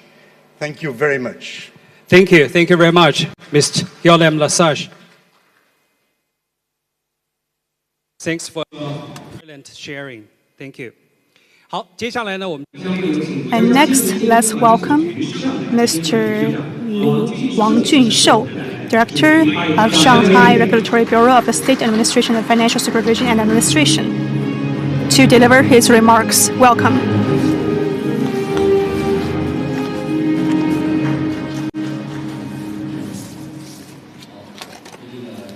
Distinguished Mr. President Liu, distinguished guests, ladies and gentlemen, good morning. Just now we have heard from Mayor Xie and also the speech from other scholars. And from the regulatory's point of view, I would like to share with you my personal observations. Since it's a forum, many of the speech will be just within the scope of the discussion. If you have any comments or suggestions, you're also welcome. Now, I'd like to talk about 3 points to build a good wealth management industry. I'd like to talk about 3 concepts. First, we need to establish a people-oriented concept. The people here means other than natural persons, legal persons, governments, and companies. The people I'm referring to are all customers or service targets of ours. In the past, the banking service and asset management are very much account-oriented, but now we need to be customer-oriented. This people-oriented philosophy is going to convert the account-centered to a customer-centered service philosophy. With all of these years, we have been promoting on the idea that the customers are the gods, and speaking about putting people at the center of customer protection, consumer protection. But in the end, those who are hurt will always be the entrusted party and also our customers. So the trust culture, as Mr. Li mentioned, is to make us people-centric because we have been trusted by people and managing the wealth on others' behalf, and truly implement these concepts in our practice and also to write them down in papers. That's why I hope all the wealth management or asset management organizations with all their representatives here, I hope that you are going to truly put customer and people centered and implement that into your portfolio design, cost control, and optimization of the process, and also consumer protection. The key point will be the 3 properties. The first property is that in terms of development of your business, you need to recommend adaptive products to the right person. And second, the settlement shall be precise and accurate, because after the new rules in asset management, we have been promoting that the shall be accurate balance sheet management. And all these rules are trying to promote a true settlement and actuation. For our accountants, we have the amortization rules being transformed into the laws. But now, this accuracy is going to be the key accounting rules being abided by all the organizations, and that's the true responsibility we are bearing to the entrusted parties. And third will be the completeness of the information disclosure. As Mr. Li mentioned, it's an intermediary between direct and indirect financing, and more inclined towards direct financing. So as an entrusted party, I have the right to know more. And I could know more about the risks exposure after my trust being placed and what will be the expectations for my benefits. And especially what will be the returns. So the completeness of the information disclosure is also a key target for the regulatories and also the asset management organizations. So these 3 areas being promoted is going to become a true people-centered philosophy being implemented. And second, we need to have a long-term perspective. either in terms of banking, asset management, or insurance, people are used to the idea that we have a fast food concept, or the evaluations will be short-term oriented, which has led to very aggressive behaviors. As for asset management, we are doing the business based on the cycles of people, of the industries, and the enterprises. So we need to make customized products for all of these targets. This is also a demonstration of the financial supply side reform. But in the past, we have been short-term oriented with all the rankings, evaluations, made people giving up on the long-term perspectives and to seek a short-term returns and benefits. Therefore, as the regulator, we suggest we need to adopt a long-term perspective. For example, with the Dujiangyan Dam, it's a 2,000-year-old engineering project, but it is still working till the day. If there shall be a mortgage placed to this dam, then it's impossible because it's still working in 2,000 years' time. That's why we need to have the determination to hold a long-term perspective. We cannot just survive based on this fast food or the snacks. And that's why we need to properly handle the long-term and short-term perspectives and turn the margin-driven to a value-oriented investment. This is going to showcase our long-term perspective in our investment philosophies. As we know, in Shanghai, the Suzhou Creek has been twisting and turning in the Shanghai downtown area. But with all these twists and turns, it's not going to change the direction that it flows from the west to the east and flows into the ocean. That means the short-term fluctuations will not change a long-term direction. That means we need to look into the industries and the times, but we cannot be obsessed with a short-term fluctuation. We need to move forward and have a strategic planning capability. We need to hold a long-term perspective which guide us as the basic principle in our decisions. Only in that case, we are going to build century-old brands and to reassure our customers, shareholders, societies, and being trusted by all the parties. And thirdly, we also need to innovate based on our key principles, because the principles we hold are the natures we have, and the innovations are the external extensions of the organization.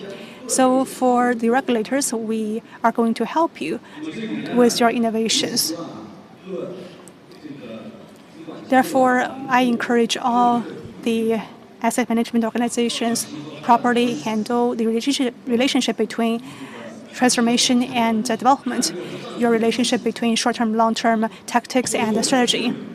In the past, in our governance of the problems in asset management, just as our experts mentioned, we have the capital pool issues, our rigid cash-in, or layers of derivatives, or false innovation, or false private placement, etc., etc. But all of these phenomena lead to the same principle, that we cannot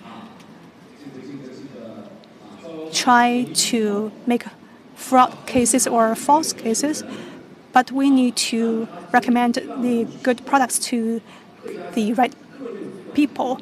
In that case, the asset management organizations will identify your differentiation and your target audience and your niche market orientations. That means in joint development, we need to have a competition strategy in terms of differentiation, instead of offering the same products across different organizations. We cannot just innovate for innovation's sake and trying to get people's attentions or to hype up any false concepts. We should not play these tricks, and we should not work on the behaviors that is detrimental to the images and honesties of our organizations. There is a road in Shanghai, as is known by the Shanghai people. It's called the Wanhangdu Road.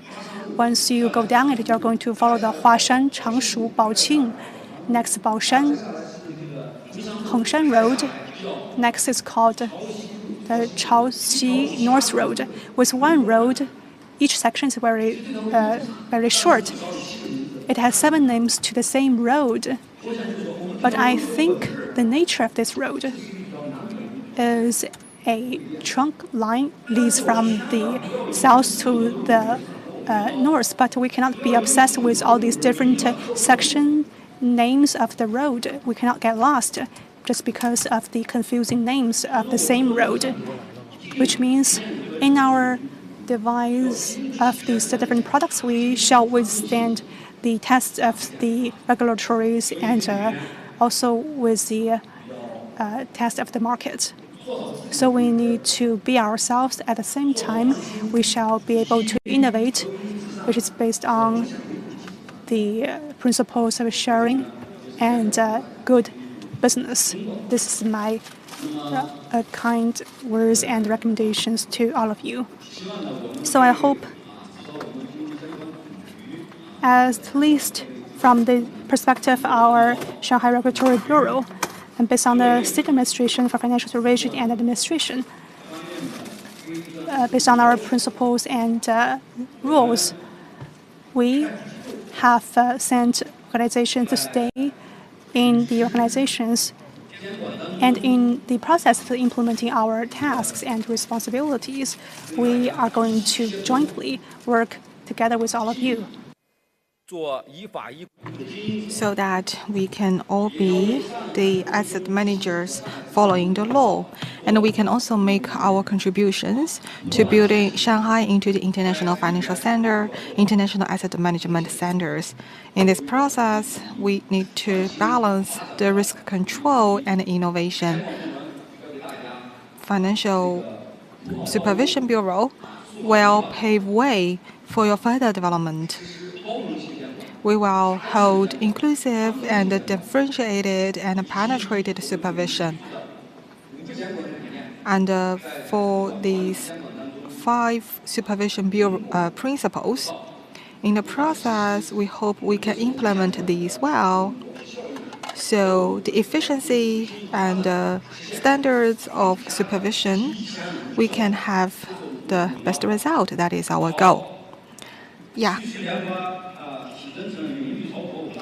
We are only at the beginning of our future development. I believe with our common efforts, we can achieve high-quality development and make our contributions to the modernization of the drive. And finally, I wish today's forum complete success, and I wish Shanghai can be the successful asset management center. Thank you very much, Mr. Wang. So from the supervision perspective, you shared with us the analysis of financial supervision. Especially, you mentioned 3 principles of financial supervision to put customers in the center, to pay attention both inside and outside. Our next speaker is Deputy Director of Shanghai Headquarters of People's Bank of China, Liu Xinya. Welcome.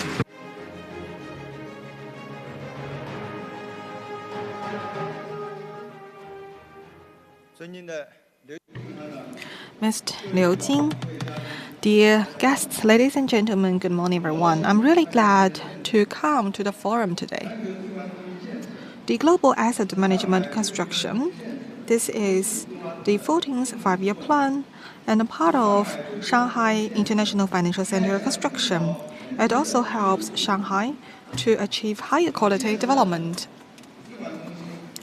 The Asset Management Center needs complete financial system, product system, regulations, framework, cross-border settlement, and overseas financing, so to enhance the allocation of international resources. In accelerating into the international financial center, we have unique advantages. Shanghai already has pretty complete financial system and abundant financial factors with pretty inclusive environment, efficient governance, and services. Shanghai also has the support from the Yangtze River Delta. Shanghai has major scientific innovation centers and a financial innovation highland. Shanghai is the gateway between the country and the world. Shanghai also gives preferential policy support to the Pudong development and urban development. As the important gateway, Shanghai already has the RMB-denominated center and settlement center, cross-border settlement of RMB, as well as important settlement mechanisms. There are also many institutions settled in Shanghai. And we have seen the copper and other important mechanisms further development. In these years, Shanghai greatly supports the further opening up of the financial market, so to enhance the overall development of Shanghai into the financial center, and will further coordinate the further opening up of financial institutions. In May 2020, the People's Bank of China, CSRC, CBRC issued guidelines on facilitating the international investors to invest in Chinese securities market. In line with international standards, one securities market principle, there are the overall policy framework. In 2020, People's Bank of China and Foreign Exchange Bureau again issued guidelines on panda-pound issuance. So to coordinate the capital management in two markets. So they improve the system of financial market and paves the policy framework for high-quality development. Since August 2023, there are already 110 foreign institutions coming to Chinese capital markets. 70 countries and regions come to Chinese securities market and hold 3.24 trillion bond. Among them, 3.18 are interbank bonds with over 20% annual growth. And the second is to optimize the cross-border investment in key areas. We need to further improve the QFIB and the QDIP trials.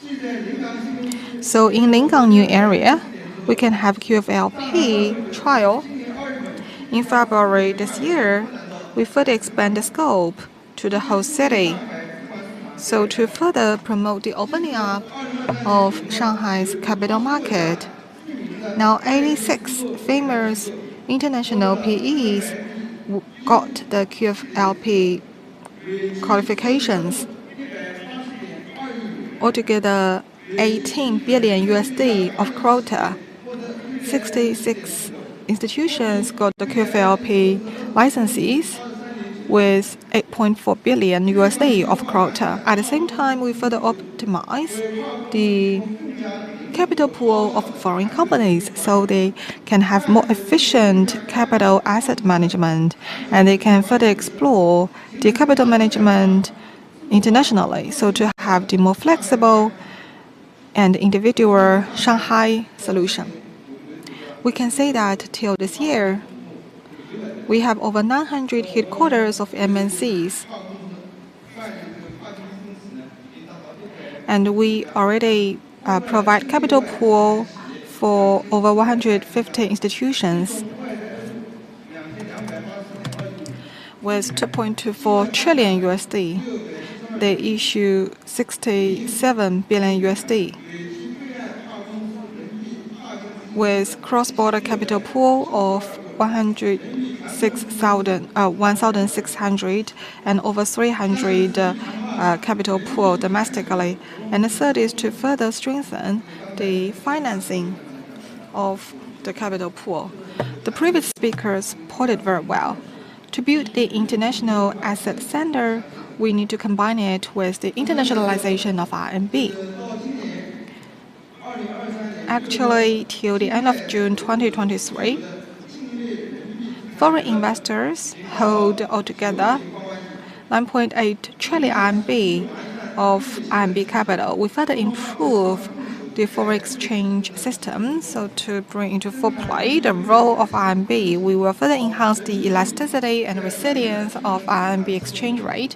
So to maintain the stability of RMB and provide more steady and expected foreign exchange environment. Right now, we help the market to set up the foreign exchange, the risk management system. Now the overall arbitrage proportion is 25%, Shanghai is 26%. So to better support Shanghai into a more diversified and international RMB market and enhance the influence of Shanghai in the international environment. Dear leaders, the asset management should center around economic and social development, bring into full play their professionalism, enhance scientific and technological innovation, green and low carbon development, ESG, and old age care, etc.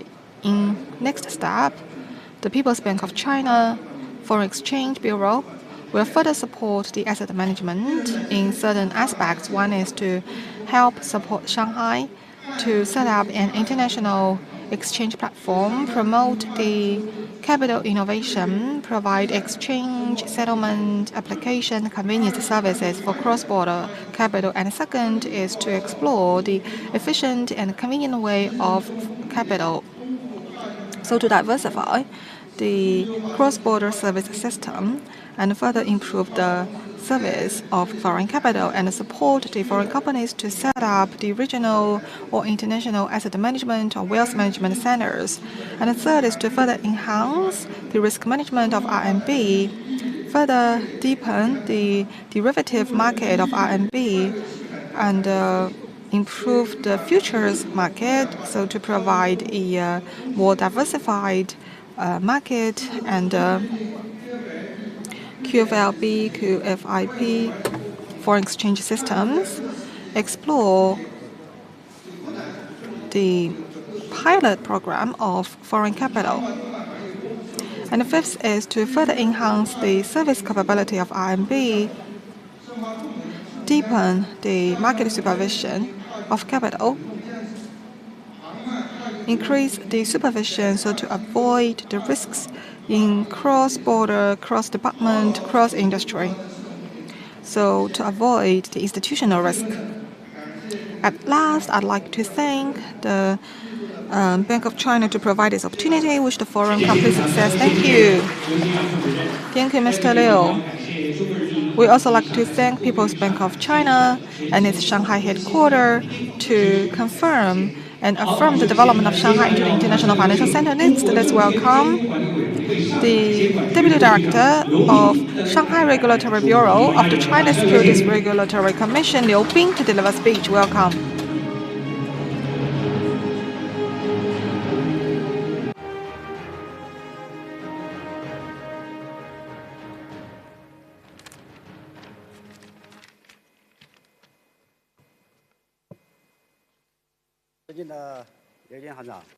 Distinguished Mr. Liu Bing, dear leaders, ladies and gentlemen, good morning, everyone. I'm really glad to be invited to come to the 2023 Shanghai Global Asset Management Forum.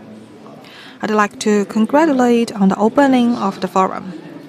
Taking the opportunity, I'd also like to talk about the development of the securities development in Shanghai.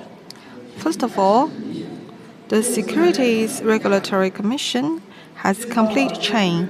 Since the end of September, Shanghai has altogether 42 institutions of asset management with 10 trillion, accounting for 46% and 38% respectively. PE managers, we have over 4,000 in Shanghai, managing 5.24 trillion, accounting for 18% and 34% respectively.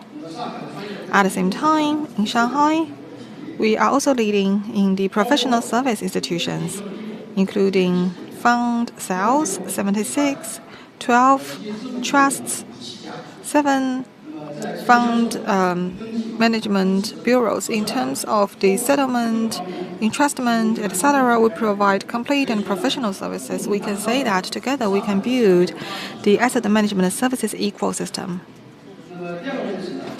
And second, the asset management has both domestic and international advantages with further improved opening up. In these years, I can say that you all feel we are reforming and enhancing the efficiency.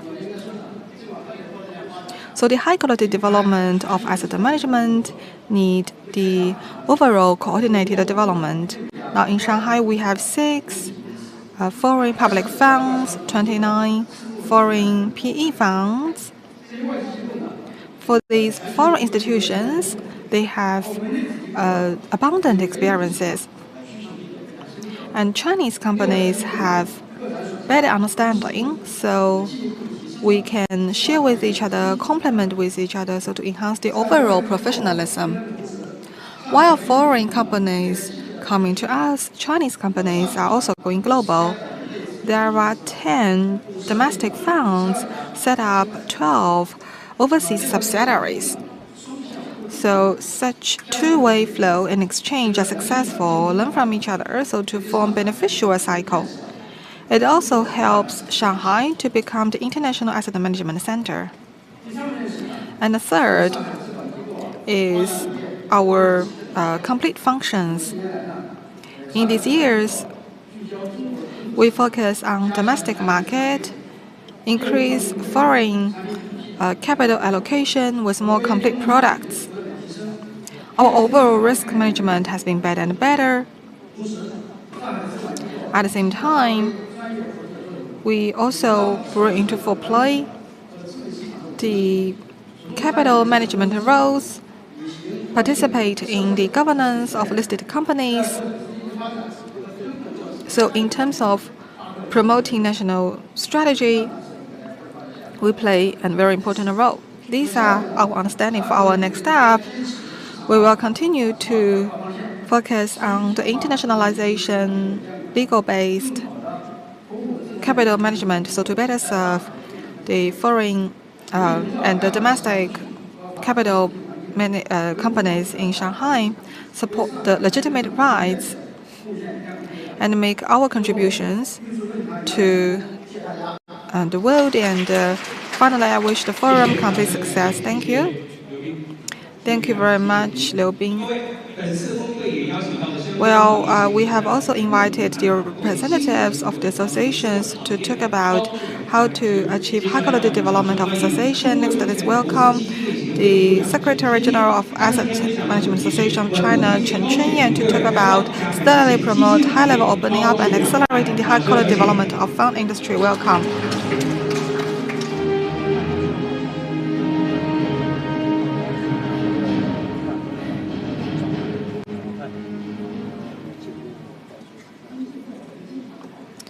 Your Excellency Liu Jing, dear guests, ladies and gentlemen, hello everyone. I'm really glad to be invited so I can meet with all of you here in the 2023 Global Asset Management Forum. The speakers before me speak very well. I'm greatly inspired. So together with the opening up of the fund, I'd like to share with you my personal views. I welcome your opinions. First of all, our fund industry has achieved positive results in opening up. As the pioneer in China's financial sector, the fund industry has 25 years of development. The public offering of fund industries have benefited from the reform and opening up, made great progress. In 2002, the first Sino-foreign joint venture fund management company was established. Since then, the restrictions on foreign shares have been relaxed, from 33% in the beginning to 49% in 2005, 51% in 2017. In the beginning of 2020, CSRC lifts restrictions on foreign shares of public offering of fund companies.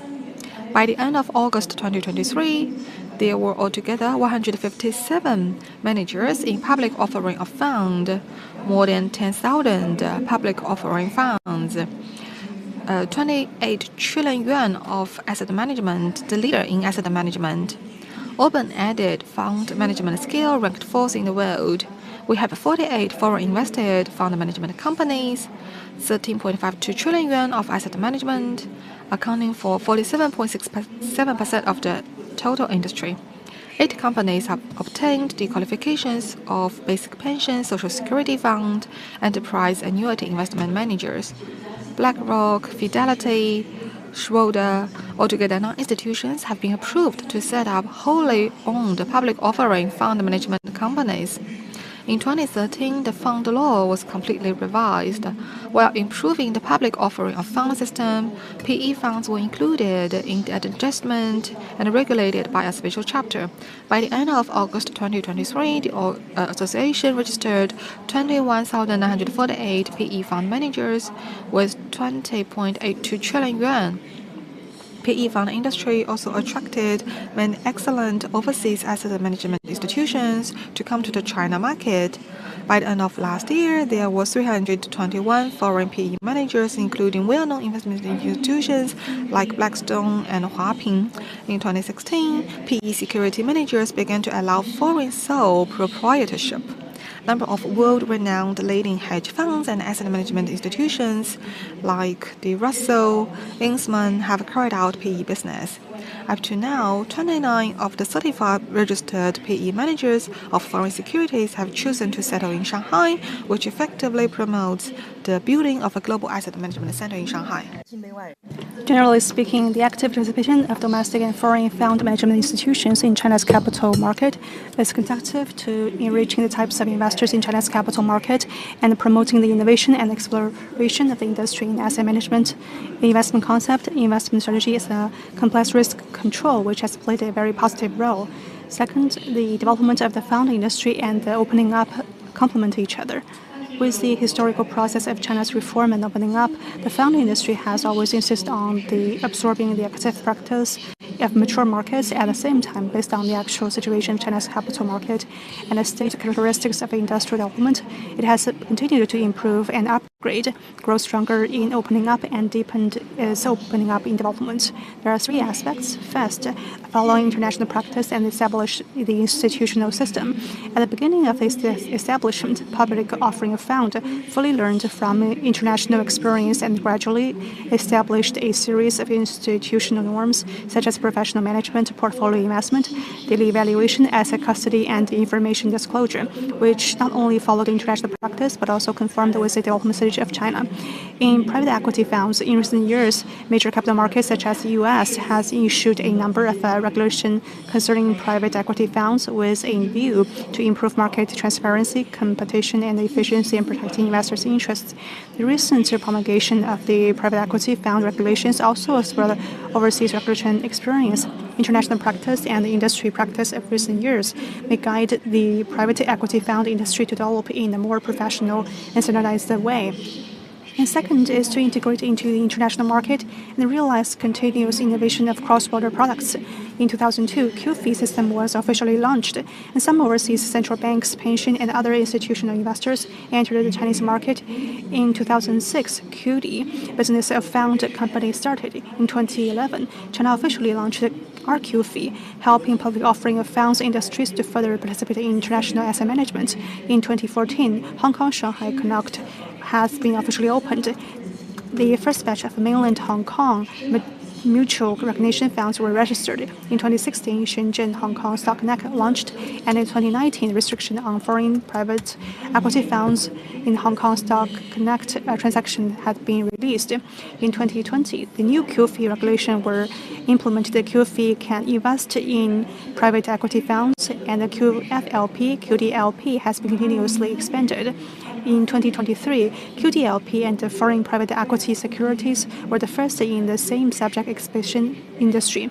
It's also taken place in Shanghai. With the integration and development of domestic and foreign markets, the cross-border investment and the financing channels for public and private funds products are increasing. Business scope is expanding, and the influence of domestic and overseas companies have been increasing gradually, which is also the only way for the high-quality development of China's fund industry. The third is to strengthen international exchange and expansion of global horizons. On the one hand, industry organizations actively participate in the international exchanges. In recent years, relying on various platforms such as the International Business Committee established by the association, the capital market promoted conference held in financial centers such as London, New York, and the annual meetings of the international organization in the fund industry.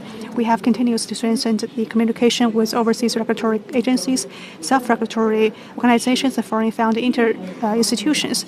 And on the other hand, industry organizations and overseas financial institutions have reached a consensus and actively practiced green investment. Green investment has been developed for years in the world with a very rich theoretical basis, policy system, and a financial practice which provides for reference and enlightenment for China's fund industry. In recent years, combined with international experience, industry organizations have continued to promote their investment practice to adapt to China's national conditions. By the end of 2022, there are more than 1,300 public and private funds with investment directions such as green, sustainable, and ESG, with a scale of 906 billion yuan. Next step, the association will continue to adhere to the purpose of self-discipline, service, bridge, and innovation, actively serve the institutional opening up of the industry, and inject strong impetus into the high-quality development of the industry. First, to serve the foreign-founded institutions in China at a high level, the association sincerely welcomes qualified international financial institutions and investors to continue to seize the opportunities, expand the skill and depth of their investment and industry in China, better match the future economic development of China, provide professional and diversified asset management services for Chinese investors, and also share the dividends of China's healthy and stable economic growth. The association will stick to the main business of self-discipline management, implement and deepen various forms and opening up measures in the public and the private sectors, strive to solve the pain points in the development of the industry, to improve the supporting rules and mechanisms, continuously optimize the development environment. And second is to serve domestic institutions and actively explore international market. International experience shows that large-scale asset allocation, global allocation are conducive to reducing portfolio risk and improving income, especially in the period of fluctuation in economics and financial environment. Some domestic founded institutions have been established in China, such as Hong Kong, and also they have deployed in many of the developed areas. But with the restrictions that of lack of overseas experience, insufficient talent pool, unfamiliar policy environment, and development of overseas assets management is not ideal. Based on the actual needs of the industry, the association will help to cultivate high-level founder professionals with international visions and familiarity with international rules.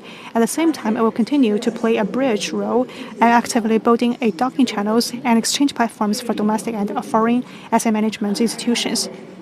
Dear friends, colleagues, and reports of the 20th CPC National Congress of the Party pointed out the high-quality development of the primary tasks of building a socialist modern country in an all-round way. And its meeting had pointed out the need to promote high-quality development with new achievements. At present, the capital market is steadily promoting deepening reform and two-way opening up. The fund industry is also accelerating its development. Now, we see with the development under the guidance of the China Security Regulatory Commission, the association will work with the industry to further deepen the reform in all-round way, so as to accelerate the construction of a new round development of the fund industry, continue to promote high-level institutional development. And as a national strategy, the construction of a Shanghai International Financial Center has entered a new stage, and the new construction of the Global Asset Management Center has also made exciting progress. Shanghai has become one of the cities with the most concentrated financial institutions, with complete financial factors, and also with the most friendliest business environment, demonstrating confidence in determination to continue to promote financial openness and building a global asset center. I believe with the joint efforts of all parties, the construction of Shanghai Global Asset Management Center will certainly live up to the expectations and play a very important role in high-quality development of China's fund industry. We also greatly invites the professional media platforms, and we also hope that you are going to take your responsibilities so as to make joint efforts to prove the investment in the ecology and accumulate a high-quality development momentum. We also sincerely invites the professional medias, for example, with Yicai, will serve the public financial market and to build a sound and healthy environment for the fund development and to jointly make efforts for the high-quality development. Distinguished guests and dear friends, let's make strenuous efforts on the new journey, move forward briefly, accelerate the high-quality development of the fund industry, and jointly build and improve the modern capital market with Chinese characteristics. Finally, I wish this forum a complete success. Thank you. Thank you. Thank you, General Secretary Chen. Thank you. Distinguished guests, ladies and gentlemen, in the process of financial opening up, the pilot efforts of Shanghai had made Shanghai into a headquarters center in financial efforts. It is also the most important headquarters for the overseas organizations. And now we are going to have the top dialogues with the top investors. And now we are going to have Mr. Yin Fan to the stage to moderate the dialogue. Thank you, Huang Wei. Now we're going to get into the dialogue with top investors. We have online and offline investors here. And just like our programs on Yicai, we are going to choose the most concerned topics in the market, and we are going to have the top investors here and to share with everyone their answers. Recently, I believe what will be the most hot topics in the market these days, for example, since October, we have seen an increase with the interest rate hike of the state bond of the U.S. There has been almost 4.9% of the 10-year bond and 30-year bond 4.25%. This has been a highest since many years, and that means the anchor to the world economy that has been sold. And most importantly, we can see this trend of declining has been maintaining for 3 years, according to the U.S. banks. They say this is something we have seen since 206 years. This has been a 3-year-long plummeting, but in the years previous to that, that has been almost a 40-year increase. So for investors, this is a necessary question to answer, whether this 40-year bull market for the U.S. bond is going to be closed or ended. For this question, we have invited the largest fixed income asset management, PIMCO, with a Chinese name of Pinghao. Let's welcome the Mr. Michael Kutzel, the co-founder and managing director That's a of great PIMCO. question and one that's on every investor's mind. Let's just take a step back for a second and look at what's happened in the bond market over the last few years. It wasn't too long ago that we had the 10-year note at less than 50 basis points on a nominal basis. We had real yields here in the United States at minus 1.5%. We had negative 18 trillion of debt yielding negative on a nominal basis. And fast forward to today, we have 10-year treasuries north of 4.5%. We have no nominal treasury bonds anywhere globally yielding north of 0. We have real yields here in the United States north of 2.25%. So we're in a much more attractive place than we were just a few years ago. We needed this sell-off in order to create this opportunity. You can create a high-quality fixed income portfolio right now yielding 6 to 7% with U.S. Treasuries, high-quality credit, and a favorite of ours, securitized products, including agency mortgages. You know, if you look at just book yield, is generally a pretty good indicator of the returns on fixed income. You know, book yields are the highest they've been in about 15 to 20 years right now, and not to mention the fact that there's potential for diversification once again as inflation starts to or continues to fall. And then finally, there's a chance for capital appreciation. So you have the aggregate index yielding 5.5% roughly right now. And there's a chance for returns much higher than that if yields were to fall. Our base case here at PIMCO is a continued slowing of growth, a continued slowing of inflation, potential for a recession sometime over the next couple quarters. That allows the Federal Reserve to begin to cut rates sometime next year. In that base case, fixed income is quite attractive once again. So just as nominal yields of 50 basis points were quite unattractive, we find nominal yields today north of 4.5%, and more importantly, the real yields of north of 2.25%.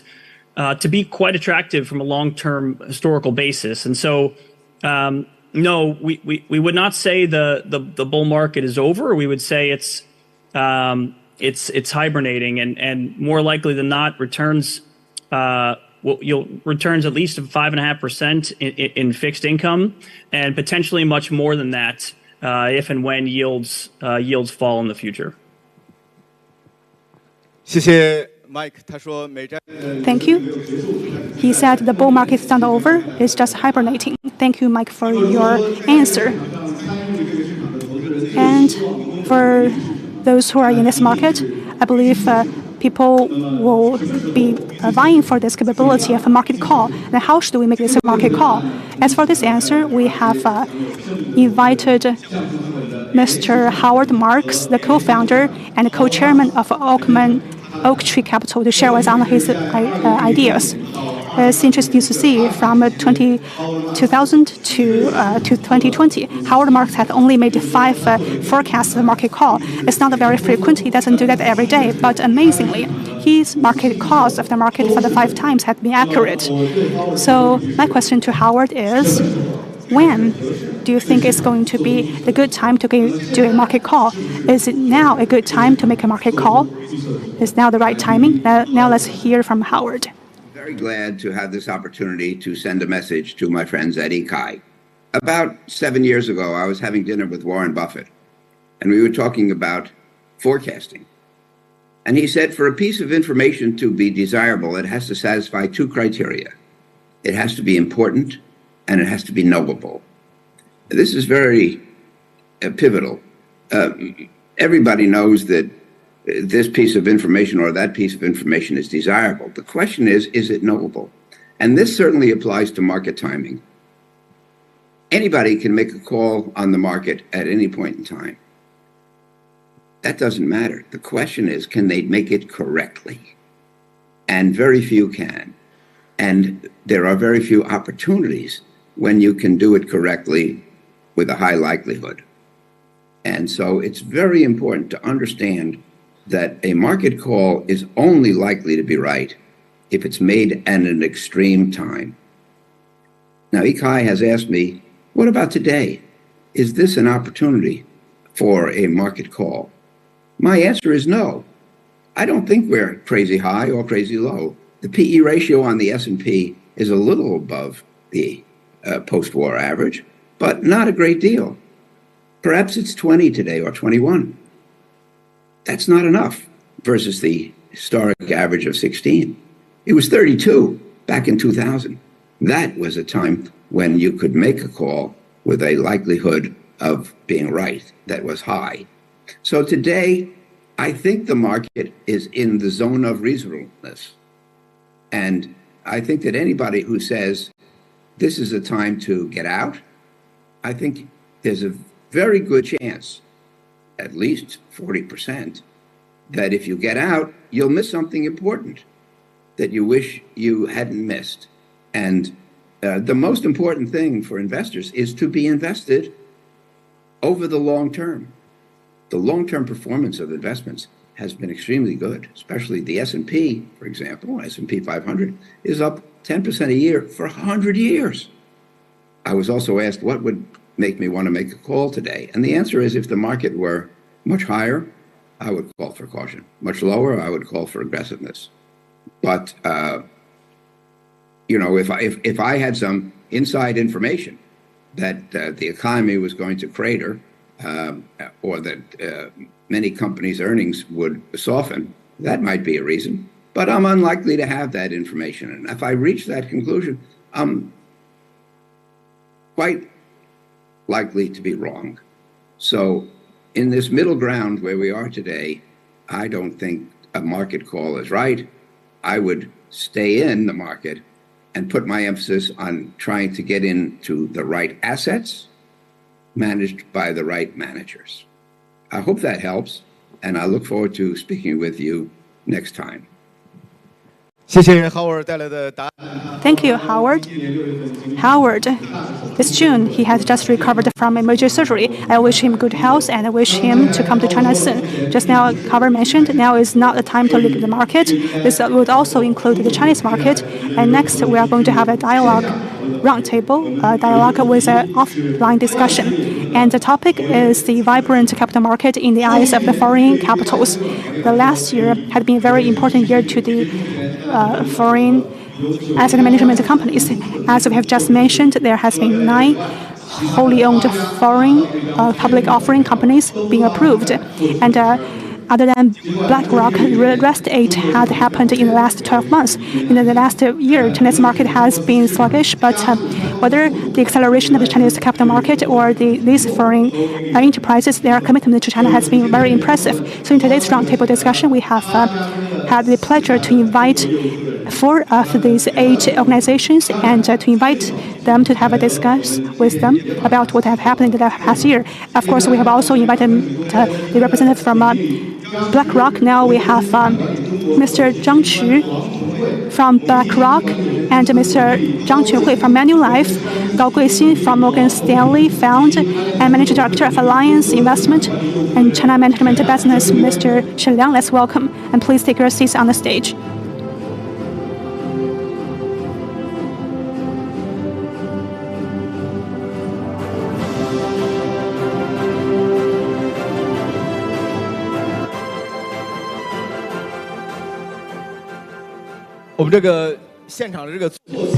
Well, there is no priority in seating, just 1 lady with 1 gentleman.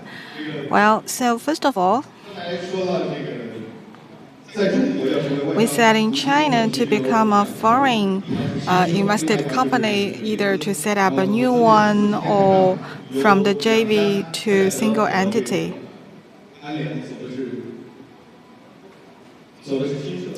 Like you 2 here set up a new company, while the other 3 have the equity change. So I want to start with 3 from the second way. Would you please introduce yourself and also please tell us after you become single entity, what is the biggest change to your company? From Steadily first. Well, thank you very much. Thank you for the invitation. There are many friends here. Yeah, just now, this morning, we have heard a lot, including our 2 leaders mentioned all those companies in China, but they don't mention us. As Morgan, maybe because we go for the second way. In terms of the public offering, we have worked for 19 years. We set up the Morgan Shanghai investment, and in these 2 years, so long as in April there are 3 license quota for public offering, we are one of them. And now we can become the single entity, the wholly owned company. That is our first way, first option. That is why we are really glad in the beginning of the year we got the license for foreign-owned subsidiary. And we also changed the name now. Like since April, we are called the Morgan Asset Management China. We also changed our name to Morgan Asset Management China. The moderator asked what will be the changes as we become such a wholly owned company. The biggest change is we change our name. And also, I want to say that actually for Morgan and China, Hongping is also here. He was our first general manager. We are always a company operated in China. In last 19 years, Morgan sets executives to China. Even during the JV, we take the platform here as our main platform for operations. So in past 19 years, according to Morgan culture, we are already a local company with Morgan features. Like I know, even before become the wholly owned subsidiary, we are very special. And now as the single foreign-owned subsidiary, we can invest more resources here, mainly in 4 ways. One is in the research analysis. Many speakers mentioned the long term of capital market. Yeah, the long term includes the more research into the fund credit and the stock market. We will invest more in the analysis and research. In terms of products, we will also further improve and diversify, because that is one important way why we are so successful. And the third, teaching and education. For our asset management, we spend a lot on the education or training or accompanying of investors. And fourth is fintech. Thank you very much, Steadily, for your sharing. Just now you mentioned you changed your name. I know all of you have changed your name. So now let's turn to Gao. We know from the JV to wholly owned, Manulife is the first one. We are a little bit surprised, but actually Manulife is the first one. To become a wholly foreign owned public offering. What is the biggest change? Well, thank you. Thank you all. Hello, everyone. I am Gao Guixing, General Manager of Manulife Fund Management Company Limited. I'm really glad to be invited to come to the forum, just like the moderator said in November last year, being approved by the Securities Bureau, and we became the first one to become from a JV to a wholly foreign owned. And such a transition takes many steps, like to change the name,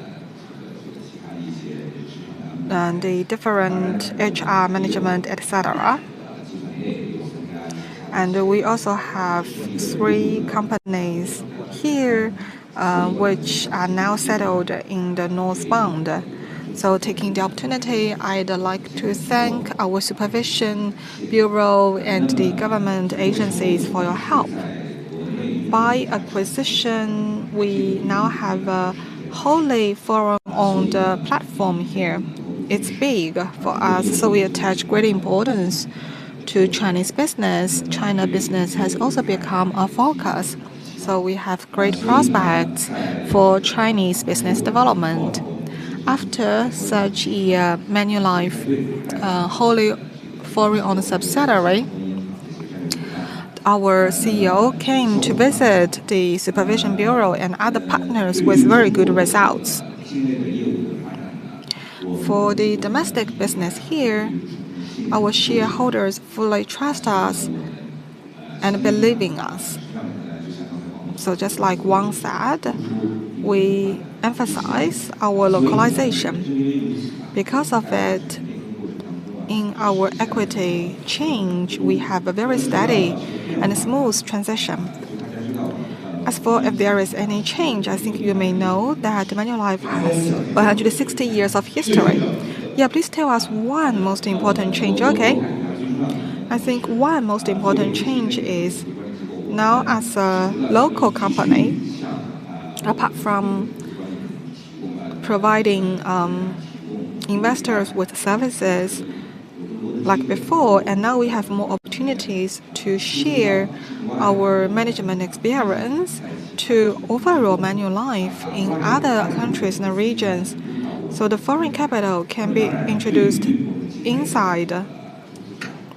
For domestic investors, now we have more confidence in providing better fund management services. Now let's turn to Mandy. Mandy, I know you are also the first manager here. Now you're working Morgan Stanley. Apart from changing the name, apart from introducing foreign experience in, I know you also increase investment. Please introduce more. Yeah, I'm really glad to come here. Greetings to you all. There are many old friends. I also live in Shanghai for many years. We and Manulife were not registered in Shanghai, but we do see how tolerant and inclusive Shanghai is, but we are also invited here, so thank you very much for the invitation. Well, I'm glad to come here, and please allow me to take the question in this way. To set up a new one and to change the equity, I participated in these two types. I explained this way.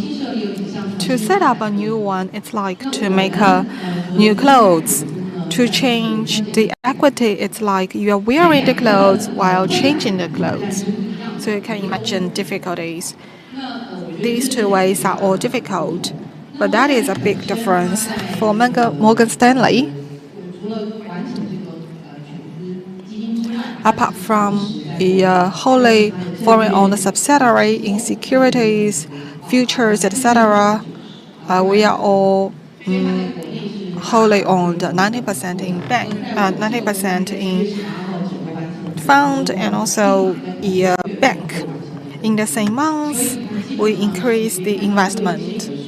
So you can see this is our long-term support. In past few years, in our acquisition, we have similar experiences like panelists here. And I want to say in this way, after we change the name, we have a new slogan. The English slogan is Global Intelligence by Your Side. This is not easy for Morgan Stanley because this is a special slogan only for Chinese market. This means we do want to bring the global resources to Chinese market, especially Chinese investors, so to create values for them. Now, I think you are familiar with the investment fund business. And according to our latest financial report, our wealth management accounts for 59% of total margin, very high. We are continuously increasing investment in Asia Pacific. In Chinese market, we are also increasing the investment. So we want to say we give huge support to domestic market, long-term support, and we do invest a lot in capital and energy. And Morgan Stanley is also a good shareholder to China. By that I mean since 2007, when we came to China, maybe there is no good return financially, but we haven't changed our long-term commitment. We are increasing all the time. How can you find a good shareholder to China like us? Yeah, so do not doubt the confidence in Chinese market. Thank you, Mandy. Yeah, so like Mandy said, you and Manulife were not registered in Shanghai, but you were invited to forum. Yicai is a Shanghai media, but we settle in China and we look to the world, so no problem. If even, I think one day you may be registered in Shanghai. Especially you put it very well to change the clothes you are wearing. You three all change the old clothes. The other two make a new dress. Now let's turn to you. I know you just returned from Germany. You are the ninth one here. In second half August, you just got the license to set up the new company. So what you were doing this 1 month, what you are going to do next? Thank you. A very big pressure, because we are the ninth.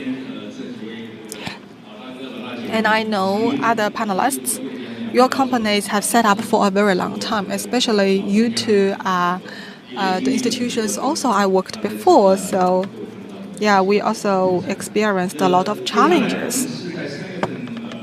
In March, the CSRC approved us, and in August, we got the approval, and later we would have a lot of EUT system testing, employment, including with the Bank of China. We need to talk about like the sales cooperation, etc. We are preparing. But that is not the most important thing. The most important thing is what we are going to do next after BAU. How to better serve customers, how to do the investment well. Three things actually. For Alliance, we are an active manager in insurance, and we want to scale up our experience and make the investment continuous and sustainable. That is the must for long-term investment, so we are building our investment team. And the second, several speakers also mentioned, as an international investor, we have customers not just here, but also across the world. We are one of the biggest investors in Asia markets. And in the future, we will focus on further explaining China, further analyzing China. I just came back from Germany. I was there for 4 times, even during the lockdown. Why? Because we need to further explain China. The overseas market changed its perception of China. It's not just because of changes in China, but also because we cannot go out, they cannot come in. So we need to better explain and analyze China. Yeah, so I also hope to better introduce the capital in. And the third, like other leaders mentioned, now the asset management in China has been changed. That is like the 2.0 version. By that I mean customers need not just a market, they need solutions. So yeah, in the future, we'll continue to work with channels to empower channels, because overseas, including our panelists here, our companies have like so many rounds, so many fluctuations. So in terms of risk management, digital, ESG, etc., there are a lot we can empower Chinese market. That is also what we are going to do in the future. Thank you. Thank you very much, Leo. The Alliance is preparing and making the clothes, while the BlackRock has already made the clothes. So would you please tell us what you were doing in past year, apart from the social media? Thank you. This is my second time here. Actually, when we came to China, the chairman said we need to do 2 things. We are students here, we need to learn. And the second, we need to tell the Chinese stories, the storytelling. That's also important. I can give more details later. And also, for domestic market and international experiences, these need to be combined, and we need to be a Chinese company in China for China.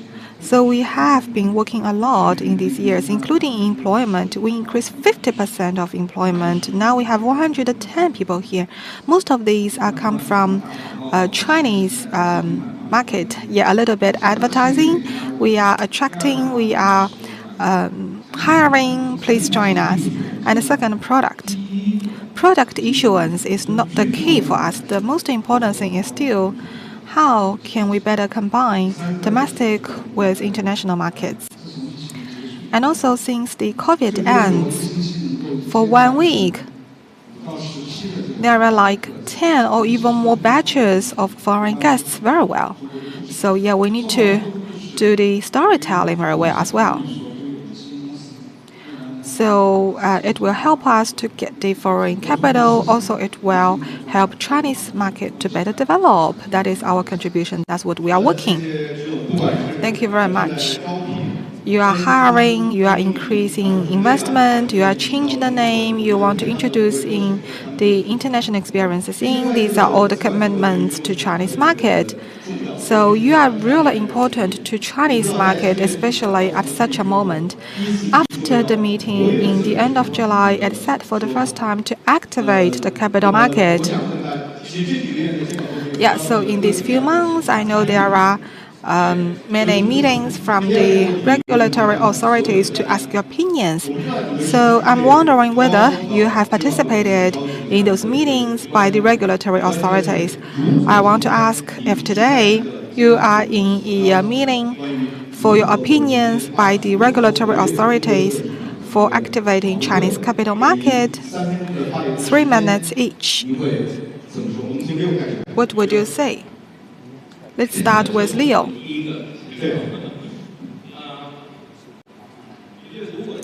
Yeah. If we were invited, then they would ask about the attitude of foreign capital. Well, I think for Chinese market, I've been so many times overseas, and I feel that China as a single market of capital asset allocation, that is one way that hasn't been changed. And whether Chinese economic growth 4.5% or 5.5%, we are still higher than others. Also, we are in the reform, structural reform, from real estate to high tech to further reform. There are so many opportunities, growth opportunities as well. And also for the financial market, this shows more opportunities. Like I said, now the wealth management 2.0 version. In 2018, the new asset management policies, there are so many changes in wealth management, from products to solutions. Yeah, there are a lot we need to do and will further increase. And here we need asset allocation, global asset allocation. It represents both short-term and long-term.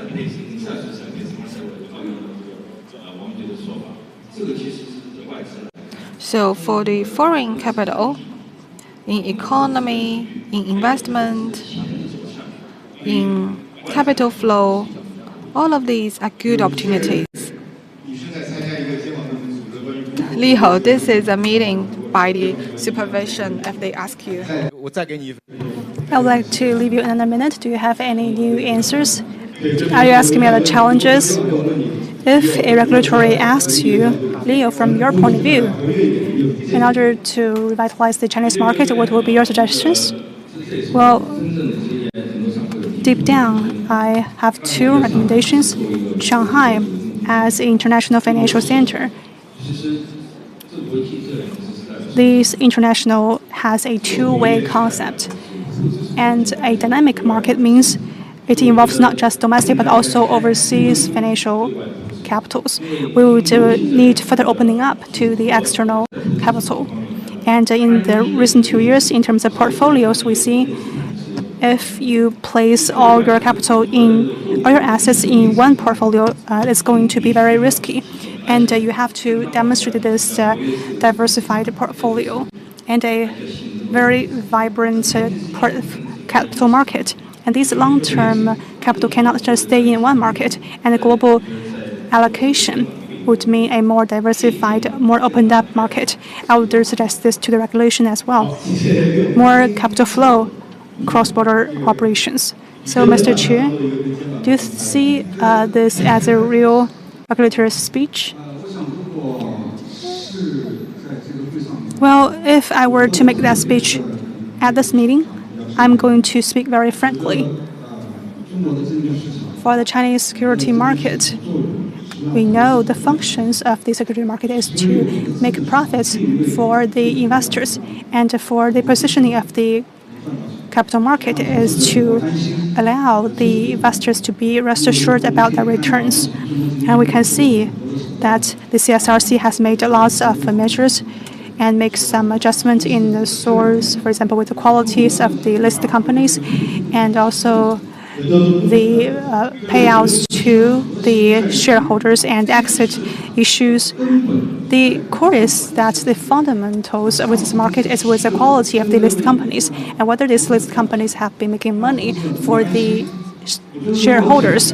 to make them feel reassured.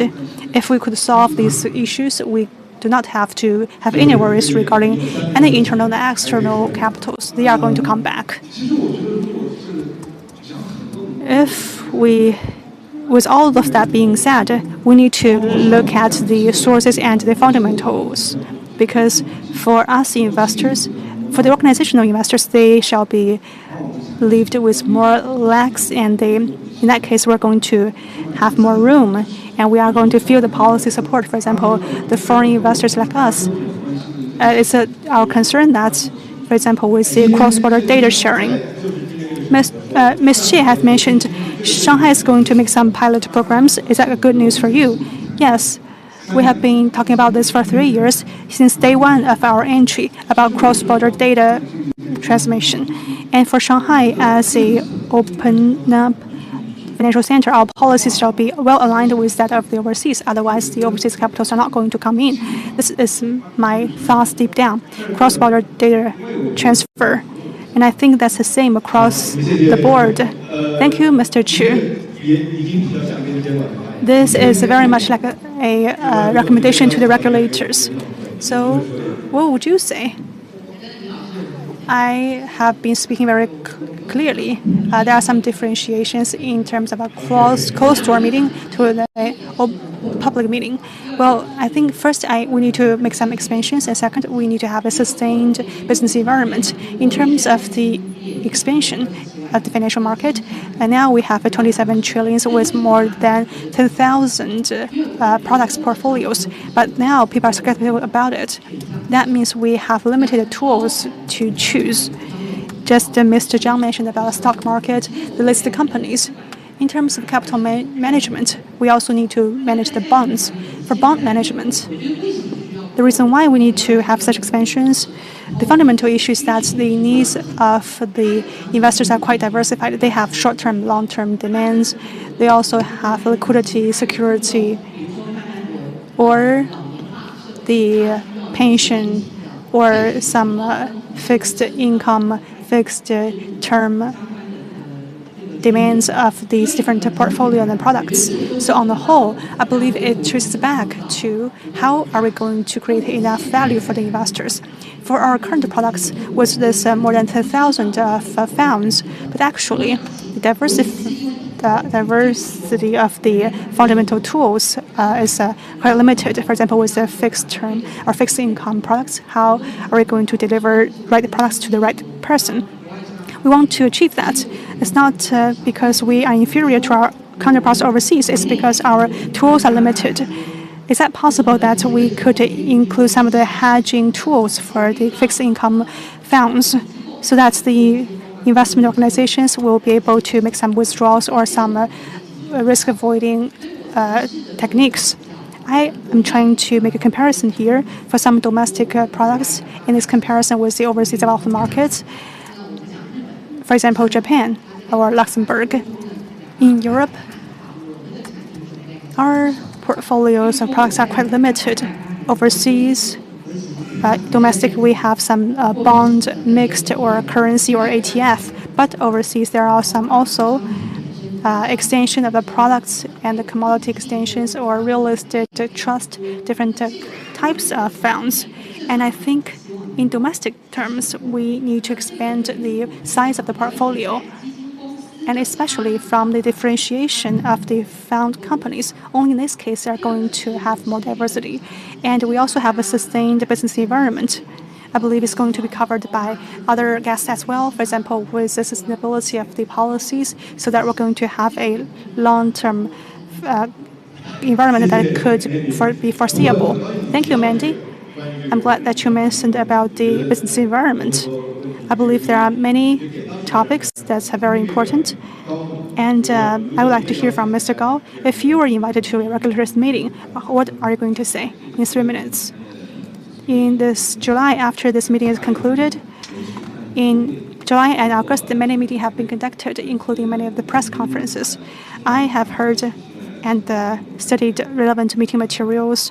I found these meetings have included many of the topics and many measures.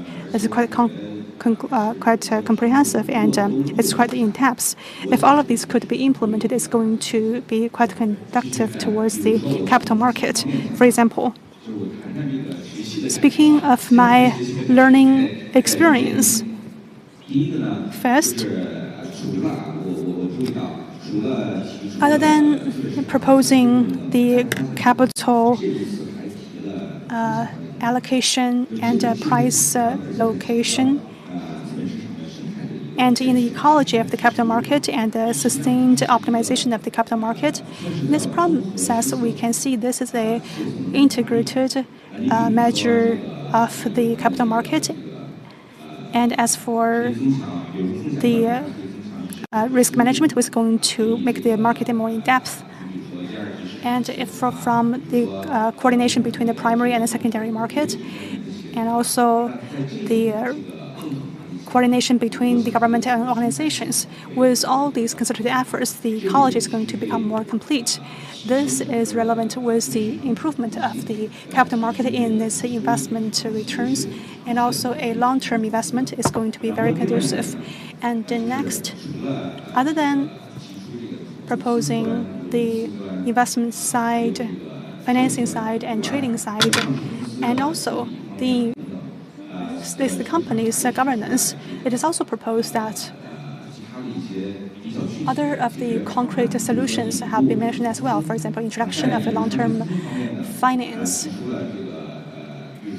It is also mentioned that how should we expand the social insurance?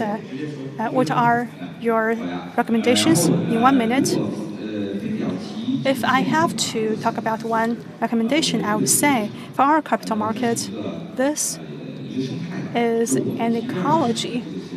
We need to emphasize on the coordination between primary and secondary market. Is it possible that we could boost the metabolism of this capital market? In that case, the dynamic balance between the primary and secondary market will be more healthy, and our capital market will be more investable. Of course, it's going to be very difficult as it involves lots of policies. But from the fund company's point of view, a long-term perspective investment and value orientation is most important. And with these optimization and metabolism of the ecosystem of the market, and it's very important that we are going to increase accessibility of the investors. So with all these words from the investors, what will be your comments? I think all my words shall be spoken by others, but actually I found some room for me as well. We have been invited to give suggestions, so it feels that I can give more concrete suggestions. I'm not going to cover too much. I would like to talk about what is on my mind. If there will be 4 suggestions. First, as Mr. Gao mentioned, we have been talking about the A-share market as being an inventory market. We need to find incrementals. In 2015, after the disaster in the stock market, we have been saying that there's a long-term funds entering into this market. And second, we also hope there will be adjustment for optimization of the index so as to deploy more index-driven products so as to achieve and attract more allocations. It's being done by the regulators. And third, we hope that we are going to increase the payouts for the listed companies. This is something we are trying to achieve. We make lots of the payout products overseas, but now we see many targets for us to deploy for such investments. And this is also one of the stable source for the retail products to get in the market. From this case, we could refer to the practice from the US and also Japan. For the listed companies, if they cannot achieve 25% of the payouts, then they need to give out the explanations. And for those who have been reluctant to give the payouts, these listed companies shall be punished or warned. So we hope in A-share market there will be such forecasts. And lastly, the buyouts. And we hope that there will be the ratios listed for the buyouts.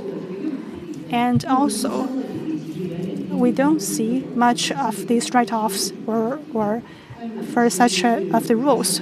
And we have found for the buyouts and the write-offs ratio is going to clearly boost your stock price. Thank you for your answers. I hope that the regulators will hear what you say, would hear your suggestions and your hints. We don't have much time left, and most importantly, we are going to have one last round of questions to our guests. We are going to face different questions. First question to Mr. Chu. When I was asking your first question, I made a joke that do you think your last year have been busy with the media? And we have heard many news from BlackRock. And now we'd like to hear from you to clarify face-to-face as the world's largest asset management company, as a large wholly owned foreign investment fund company for BlackRock. What will be your commitment to the Chinese market? This is a very good question. And you have mentioned about the attention to our company. This is great. I'd like to embrace the traditional media and also the new media. We would like to hear more from you and to get more of your attentions. I've heard the news recently myself. I'd like to make a clarification first. For BlackRock, we have never and we would never make any changes in our investment in China. We have mentioned our staff had increased for about 110, and our registered capital had increased to about 1 billion.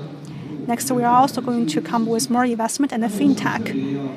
I'd like to specially clarify on this point that we have never, or for BlackRock, the BlackRock entity is not related with the settled fund, which has been established in 2017. It has been established by our brother company and established in Europe.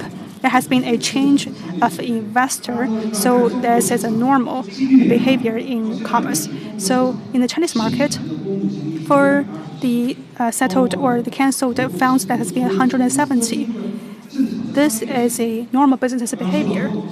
And as I mentioned, it is not related with our Chinese entity whatsoever, because I think this is very important. And second, we have increased our capital, registered capital, which reflected our enhanced investment to the Chinese market. And thirdly, I'd like to emphasize that in September, we have also made some clarifications. But after these clarifications, we still hear from the new media, but they have quoted us in our answers, but they come to the wrong conclusion. That means that the current security market in China, it shall be well nurtured by every one of us. Because for the security market, we enjoy the nurturing from the investors and all the media participants. You need to convey the right messages. And lastly, for China as a second largest economy, we shall be confident that we have a good market and it's large enough, and you don't have to be worried about any short-term adjustments. The funds will come back and they are going to stay in China. Thank you. Thank you, Mr. Zhang. Thank you, Mr. Chu, for this clarification. Thank you for taking this opportunity to make clarifications. This is a large enough market. As long as it's good enough, the funds will come back for long-term investments. And second question to Mandy. Many of the guests have mentioned you because you have been working in the foreign companies, and they are considered as a smart money in the Chinese market. In the last year, we have seen many fluctuations. For example, some record-breaking flowing in and record-breaking withdrawal from these outgoing capitals. So how do you look at this phenomenon? First, my conclusion. I would make this appeal that people to be stable. It's not smart money for the foreign capitals, and it's not a troublemaker. Is it something in the middle? We should have a normal mentality because in Taiwan it has opened up this QFII in 1992. People have been unfamiliar with it, and there are many speculations. But its behavior is different from the local money. And I think it was mostly because the nature of the capital have been different. Even for the foreign capitals themselves, there are some different natures to different funds as well. And if the long-term funds, their dynamics are very important. Is there any large shifts? And for the speculative funds, there have been in and outs. That's quite natural. And as I see, I am willing to look at the foreign capital and its more in-depth influence to the Chinese market. For example, the positive ones especially.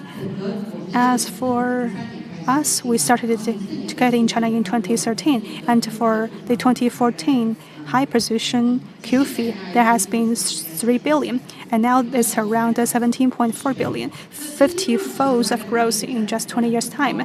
And this volume is not huge. Still, its dynamics have been quite different. For example, the largest and the highest white horse has been the foreign capital as well. It's not because they are smart, but because they have been getting here early. And for the small scale stocks, they are not allowed to touch, so they can only work on the large companies. So they also have the opportunity to make a price comparison globally. I agree with Mr. Zhang, as in the market, what's most important is a high quality target of investment, and they're going to be attracted with the foreign capitals naturally. As for the global foundings, we are seeing this global asset management is being sluggish across the world. Sometimes they're not willing to sell, but their customers are trying to buy out. And as the customers are receding from this market, and they're going to make a inventory about where are the places that are making money or where they would like to sell out. So I would appeal for a normalized mentality. And we need to look at the positive aspects of the market. For example, from Shanghai, Hong Kong Connect, there has been flowing in since the beginning. So I believe we don't have to be quite nervous about this. Thank you, Mandy. As you mentioned, in this market, there are some short and long-term money for investment. And short-term investment is going to make this market dynamic, but more important, we need to look at the long-term investments. So, Mr. Hong, I would like to hear from you.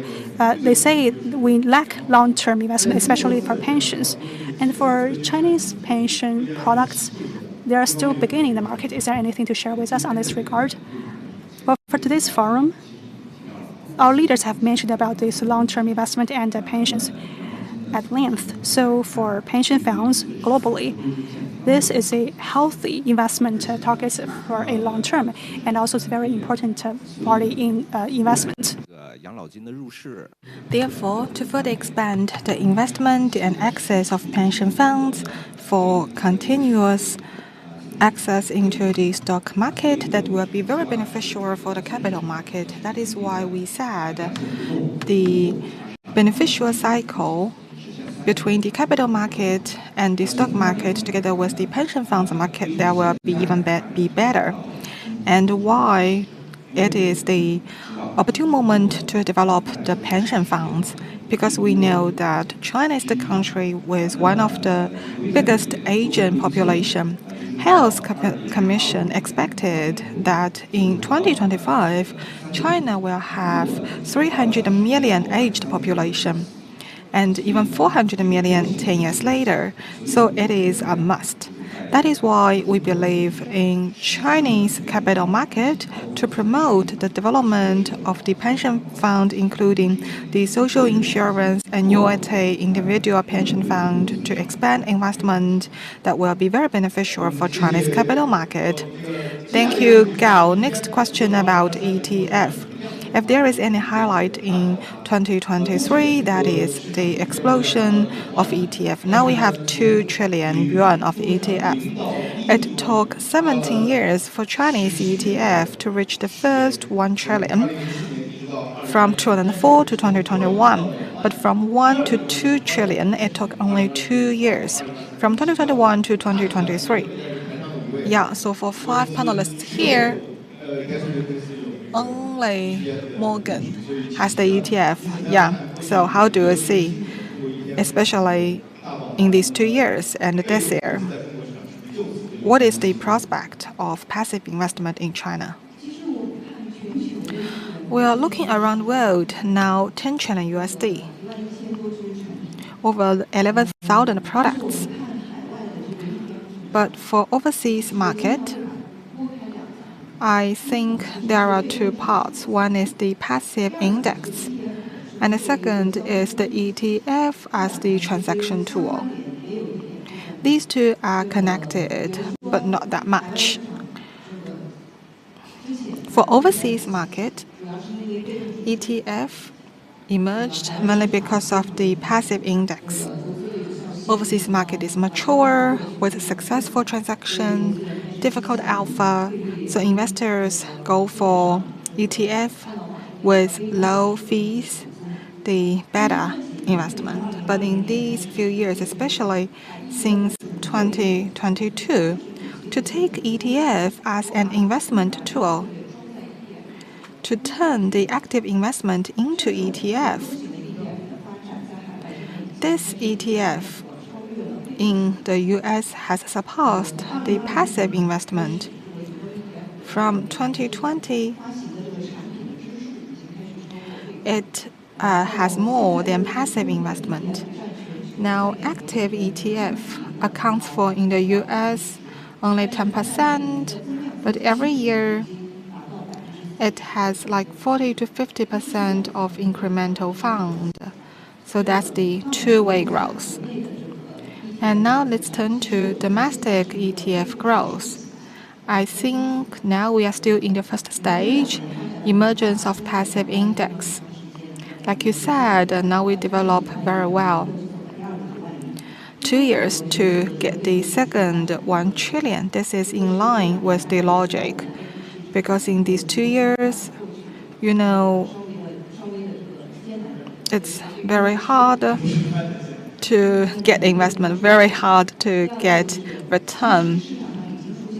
And also, there are many allocated funds, not just funds, but also individuals. They go for the investment tools for allocation. So, index investment came up, either ETF or fund in domestic market, both off the market or OTC. These two are not connected yet. And in the future, I think people would realize that the ETF as the investment tool compared with the public offering, it is transparent, real-time, convenient, low cost, etc. Yeah, I think we will go for the second stage later. Because of these, that is why the passive investment emergence of ETF in China, easy to understand, it will continue. Yeah, it will go on. And in the future, do you think it is because of difficult alpha, concern of fees, or because the passive investment reached the point? Yeah, we think we reached the point of quick development. For any mature market, we need both active and passive. Yeah, so I think it will continue. Yeah. And now let's turn to the active. I know you are very famous for your active investment. Alliance is believed in active management. How do you see the market prospect? Like in the beginning of the year, we expected that the U.S. economy would slow down, Chinese economy would recover, but it seems that these two expectations were not correct. So how do you see this forecast or expectation? Yeah, like you said, we don't have ETF or index fund. We only have active investment or policy for Alliance. Well, for the market consensus, I think that is overall about the general market or the categories of investment. But I think that is only for reference for investors, but not decide our market allocation or investment policy.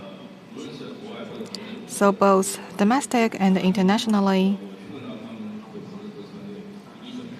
when we ask them how do you see the market consensus, they don't answer whether that would change their investment.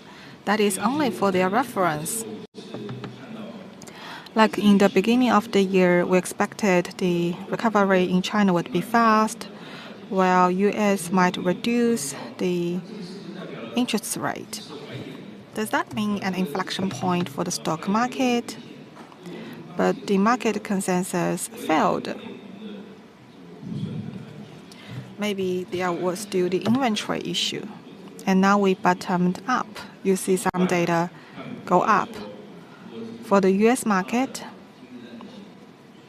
its economic resiliency, its inflation didn't bottom out. It means we cannot only believe in market consensus as active investors. We still have a lot of bottom-up research policy to help investors reach alpha. Yeah, I think although alpha is difficult, but that is how to make difference, yes.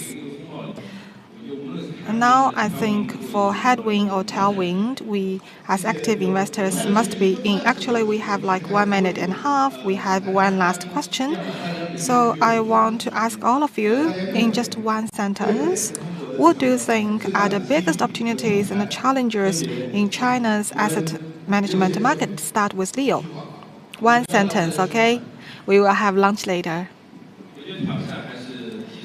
Yeah, the challenge is to boost confidence and to understand Chinese policies, opportunities. Like I said, the long-term asset allocation, pension fund asset management 2.0, many opportunities in two things, pension fund and global asset allocation. I think that's how the foreign companies can play. And the second, Chinese stories. I always tell Morgan Stanley that you are overseas, not just to read the Wall Street or Bloomberg. You need to hear from me. But one important thing is we need continuous policy support. Like even now, I cannot give QFI investment consulting, so we need pragmatic cooperation. If they have my money, if they have money in my side, they would listen to me. Yeah, so I hope to have more policy support. I think we are the best team. Yeah, you are the best China storytellers. Yes, please make use of us. Next is turn to Chu.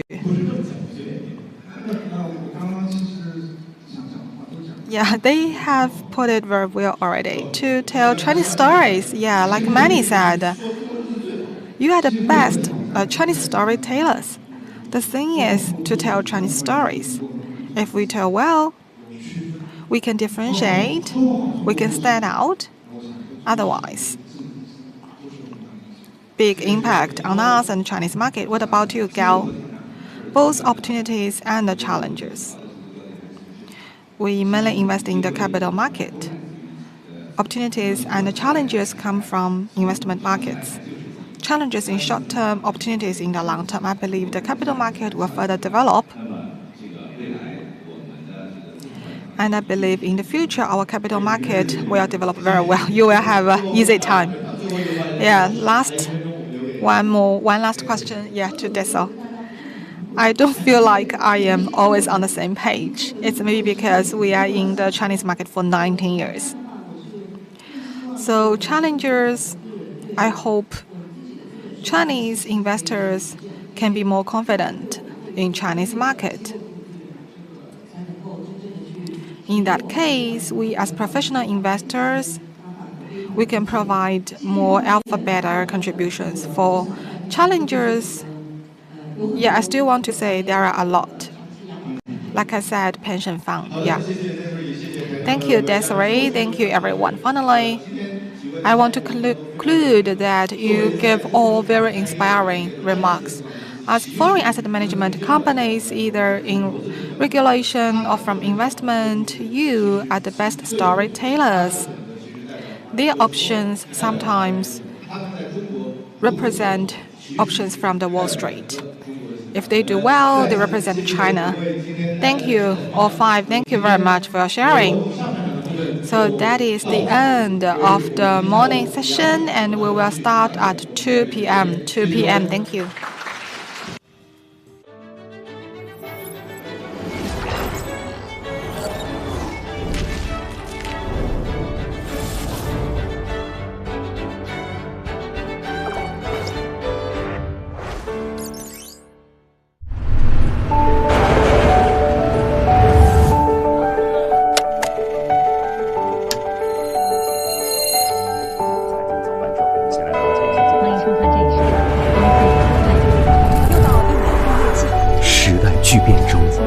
你勇敢登场，奋斗大半生，你仍在闯关升级。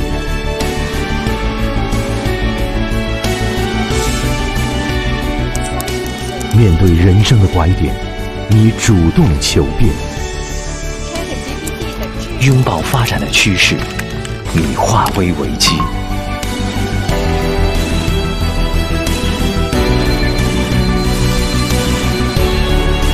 你在浮华喧嚣中埋头坚守，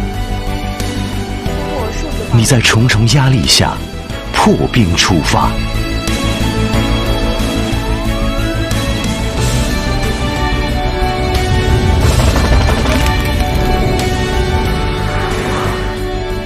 纵然世界瞬息万变，初心始终如一。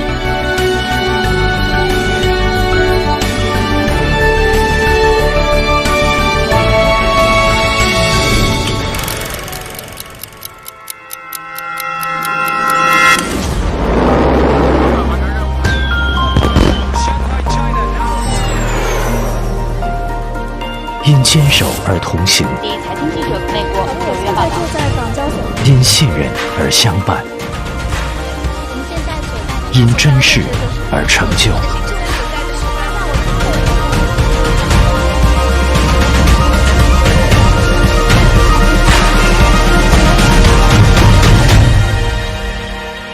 如果你也和我们一样，相信未来可期，请点亮这个一。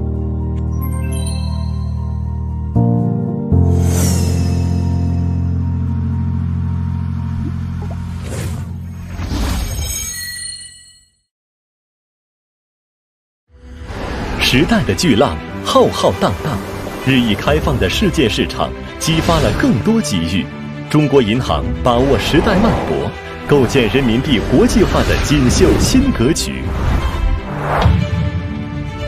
中国银行机构覆盖5大洲60多个国家和地区，拥有1万余家境内网点和560多家境外网点，凭借领先的清算网络，打造一点接入、服务全球的服务体验。中国银行积极投身人民币国际化进程，保持跨境人民币结算量第一、清算量第一，海外人民币清算行数量第一，专业值得信赖。中国银行在跨境人民币业务领域，用5全服务打造5新体验，为跨境贸易提供全流程服务，通过灵活便捷的跨境人民币汇款和信用证结算、贸易融资支持及远期结售汇和利率汇率掉期产品，中国银行奉献100年专业积淀，助您跨境贸易往来更舒心。为来华企业提供全功能服务，协助办理各类直接投资登记、专户管理资本金汇入和使用，提供跨境贷款，协助发行熊猫债。中国银行将全球服务与本土智慧相结合，助您来华创业更安心。为企业走出去提供全周期服务，在企业初创期办理境外账户开立和资本金汇出，在企业成长期协助管理汇率风险，在关键时刻给予跨境担保和融资支持。中国银行陪伴您开拓全球市场，助您走出去经营更省心。为对华金融投资提供全渠道服务，通过债券通、沪深港通、跨境理财通、QFI、CIBM 等各类渠道，中国银行助您分享中国资本市场成长红利，使您对华金融投资更顺心。为跨境资金管理提供全方位服务，从跨境人民币集中收付、跨境双向人民币资金池到本外币一体化资金池，中国银行为您打通境内外人民币资金运用各环节，让您的跨境资金管理更放心。每一次探索都开辟新未来，每一次连接都牵动新机遇。中国银行跨境人民币服务，助力您的全球业务再续锦绣篇章，牵丝成锦，秀美全球。中国银行跨境人民币服务，与您共襄锦绣。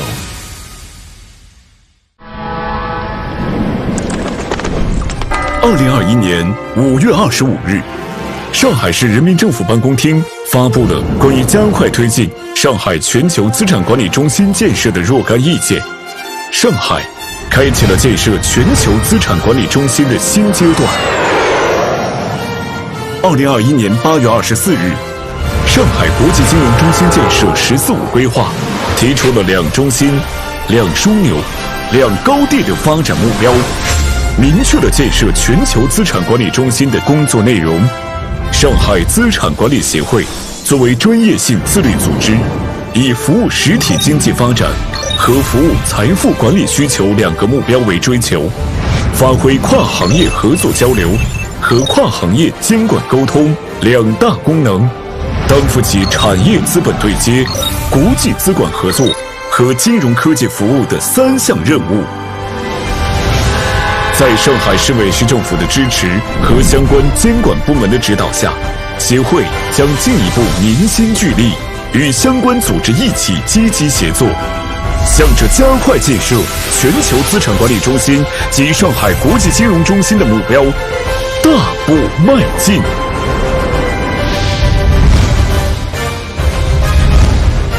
上海资产管理协会。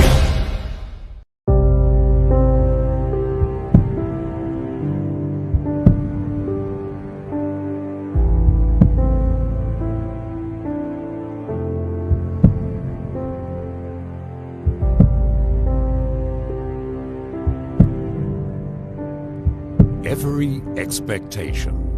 上海国际金融中心首次晋升全球金融中心前3，纽伦沪3强格局初现端倪。上海已经成为国际上金融市场体系最为完备、最为集中的城市之一。Every exploration。承载着资本市场改革先行先试、科技强国目标的科创板在上海落地。平稳运行1年后，科创板指数终于来了。Every step forward。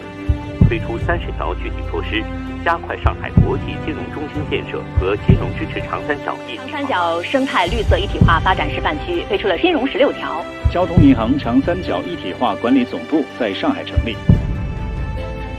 Every breakthrough。上海自贸区临港新片区今天发布金融开放与创新发展的若干措施。在经过半年的等待之后，沪港通终于尘埃落定。备受各界关注的沪伦通正式启动。Every choice。首个国际化期货品种原油期货在上海金的落地意味着国际铜正式在上期所挂牌上市，提升中国在全球大宗商品市场的定价力。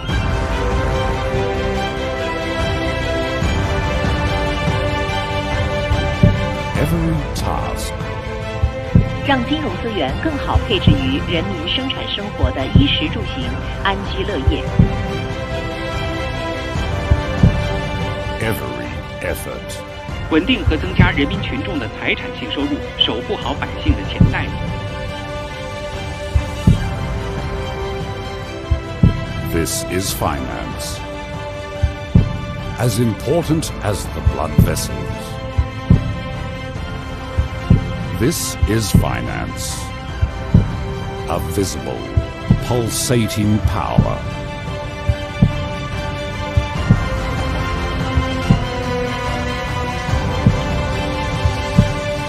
Shanghai, the financial city. 在低碳转型时代，中国银行绿色金融从微小到宏大，从中国到全球，运用金融力量助力经济绿色高质量发展，切实履行服务生态文明建设的大行责任担当，坚持董事会、管理层、专业团队3层管理架构。中国银行坚定支持可持续发展，走出了绿色金融最强音。目前，中国银行已建立中银绿色家全球品牌，推出5大类数十项绿色金融产品与服务，覆盖绿色贷款、绿色普惠、绿色冒金、绿色债券、绿色存款、绿色消费、绿色综合化服务等多个方面，多项创新，各地律动。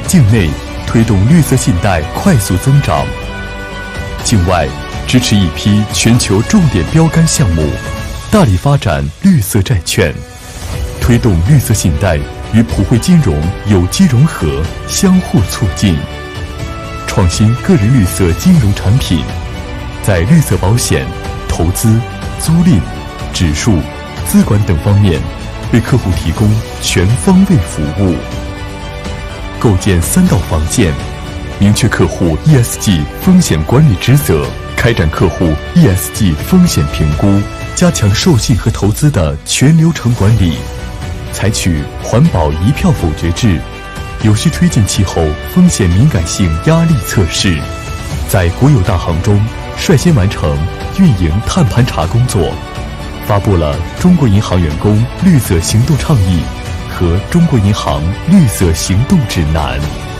培育绿色发展能力，打造人才队伍，主动参与全球绿色治理，为积极应对气候变化贡献中行智慧和中行方案。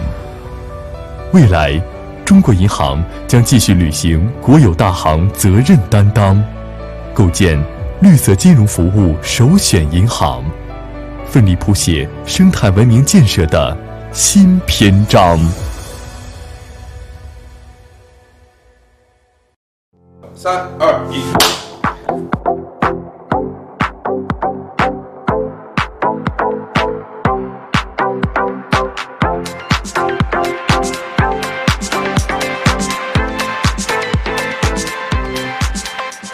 On a relative basis, I like China better now than, let's say, Europe or even NASDAQ for that matter, because NASDAQ, a small number of stocks went up pretty high recently. How would you position China globally? So our equities broadly is underweight, but within equities we are overweight China and, let's say, underweight Europe. The headwinds that we are facing now is a hiccup.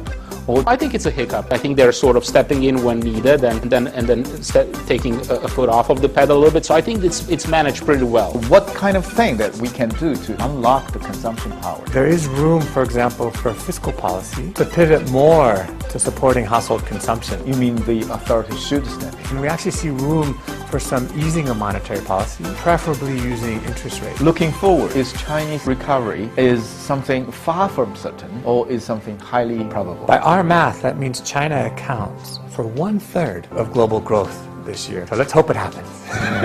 We both know that the technology sector is leading the return of global equity markets so far this year. It's a disruptive technology. They're willing to pay big premiums to buy those stocks in the anticipation that in the future they will get big returns. Some stocks are very expensive by traditional criteria. Not all of them will be successful. So you have to be very careful about where you invest. How are you thinking about AI as far as separate the hype from where the true futures are? Right now, the surest bet is to invest in the people and making the hardware and developing the software. Do you think the US is on the path to a kind of soft landing? That is our view, yes. It's unusual given the amount of increases in interest rates that we've seen. The science will matter more than the macro, than the finance. I think science does drive big changes in the economy. We're going through something like that now. What is your general comment about the recovery? For this year, we have still a target of 6% GDP growth. Many people are very disappointed about the pace of our recovery. Not to see overheating can be a good thing because I think it's under control and sustainable. This time, is refraining to inject kind of big stimulus is the right thing to do? Yes, absolutely, because it's much better to build a gradual, sustainable, good quality growth. The consumers, investors, business, they all need confidence now. Absolutely, I think it is underway. We just need some time. Where does your confidence on China come from? We are in the middle of a very significant shift of growth, of wealth, of innovation from the west to the east.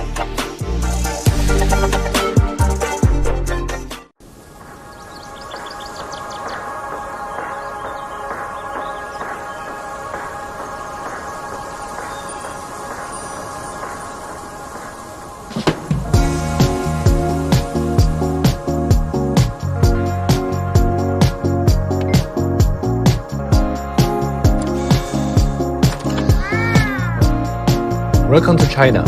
Wish you health and joy.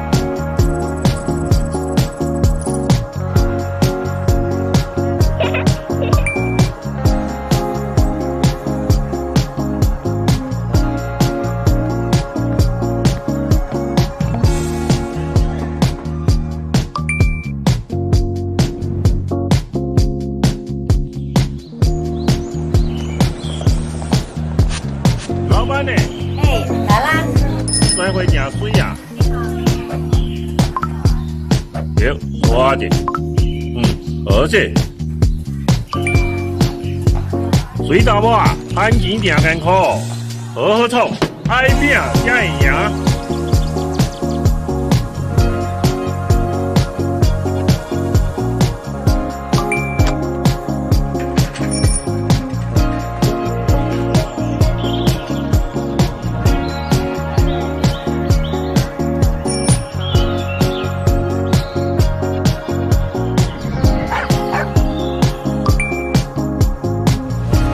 香港推出數字人民幣服務。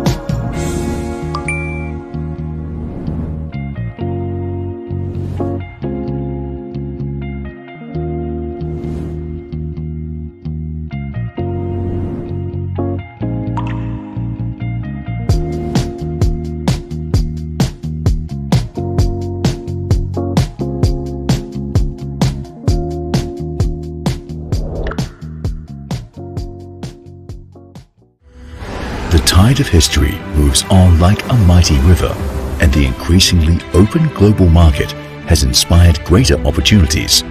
Bank of China grasps the pulse of the times and builds a splendid new pattern of RMB internationalization.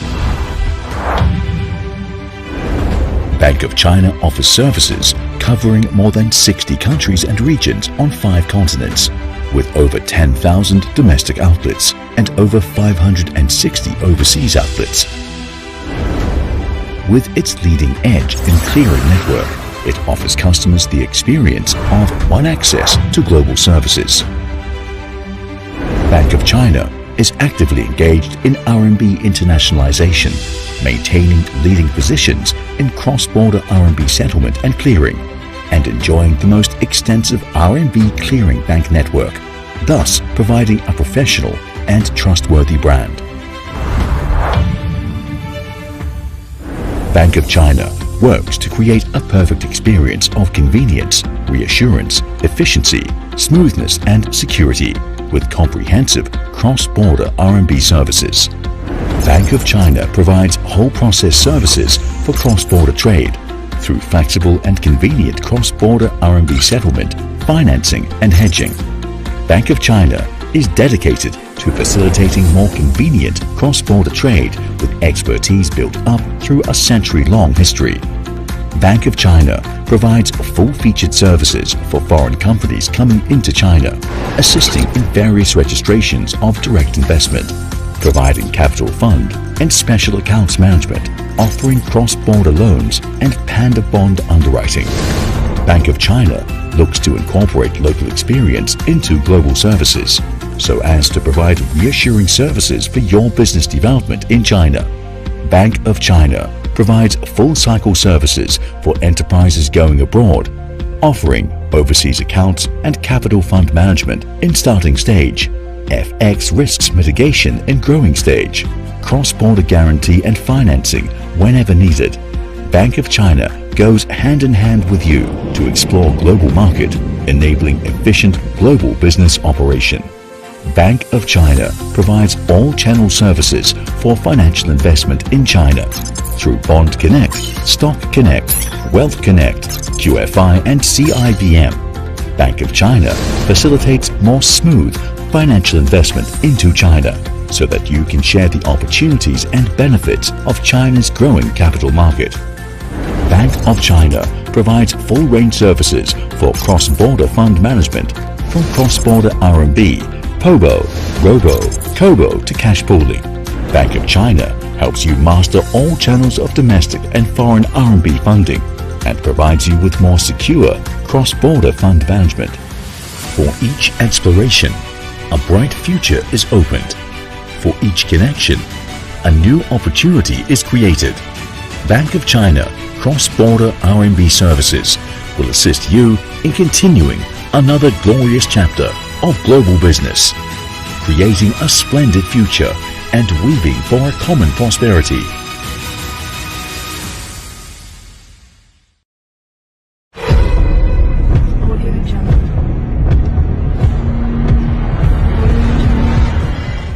中银金融科技有限公司由中国银行全资控股，着力于东方明珠上海，深耕金融领域10余年，覆盖银行、保险、基金、证券、投资、理财全领域，同时着力在政务、民生等领域构建行业生态。我们致力于积极响应国家战略，服务中国银行数字化转型战略的同时，更好地服务国家数字经济发展战略。金融行业领域，我们打造普惠金融、智能风控、智能反洗钱、审计平台等多类综合产品，构建一站式金融科技平台，面向用户提供便利迅捷、创新领先的服务，实现科技赋能、业务跃升。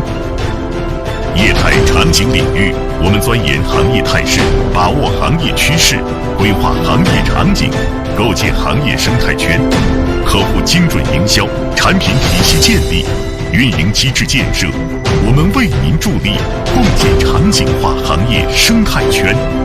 我们紧跟大数据、人工智能、区块链、物联网等新技术前沿，科技引领，融合应用，孵化创新，致力打造具有竞争力的金融科技创新平台，担当金融科技创新的实践先锋。我们植根金融行业，探索跨界合作，期待与您携手同行，共创美好未来。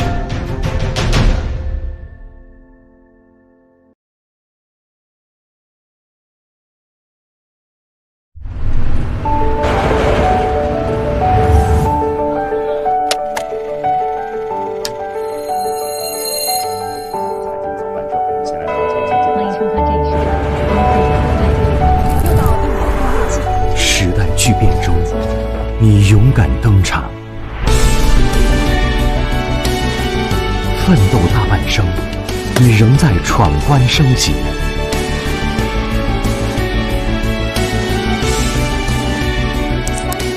面对人生的拐点，你主动求变。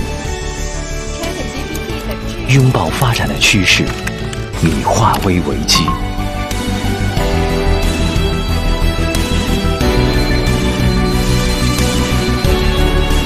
你在浮华喧嚣中埋头坚守，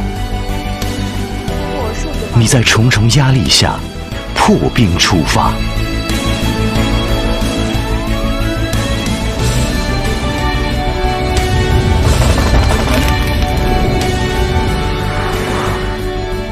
纵然世界瞬息万变，初心始终如一。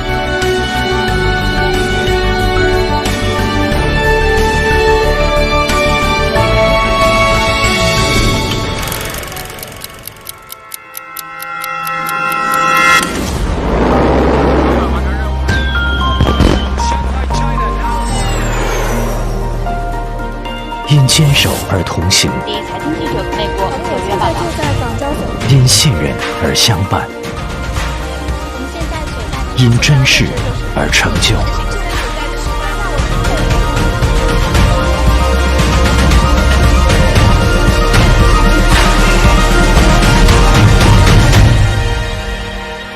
如果你也和我们一样相信未来可期，请点亮这个一。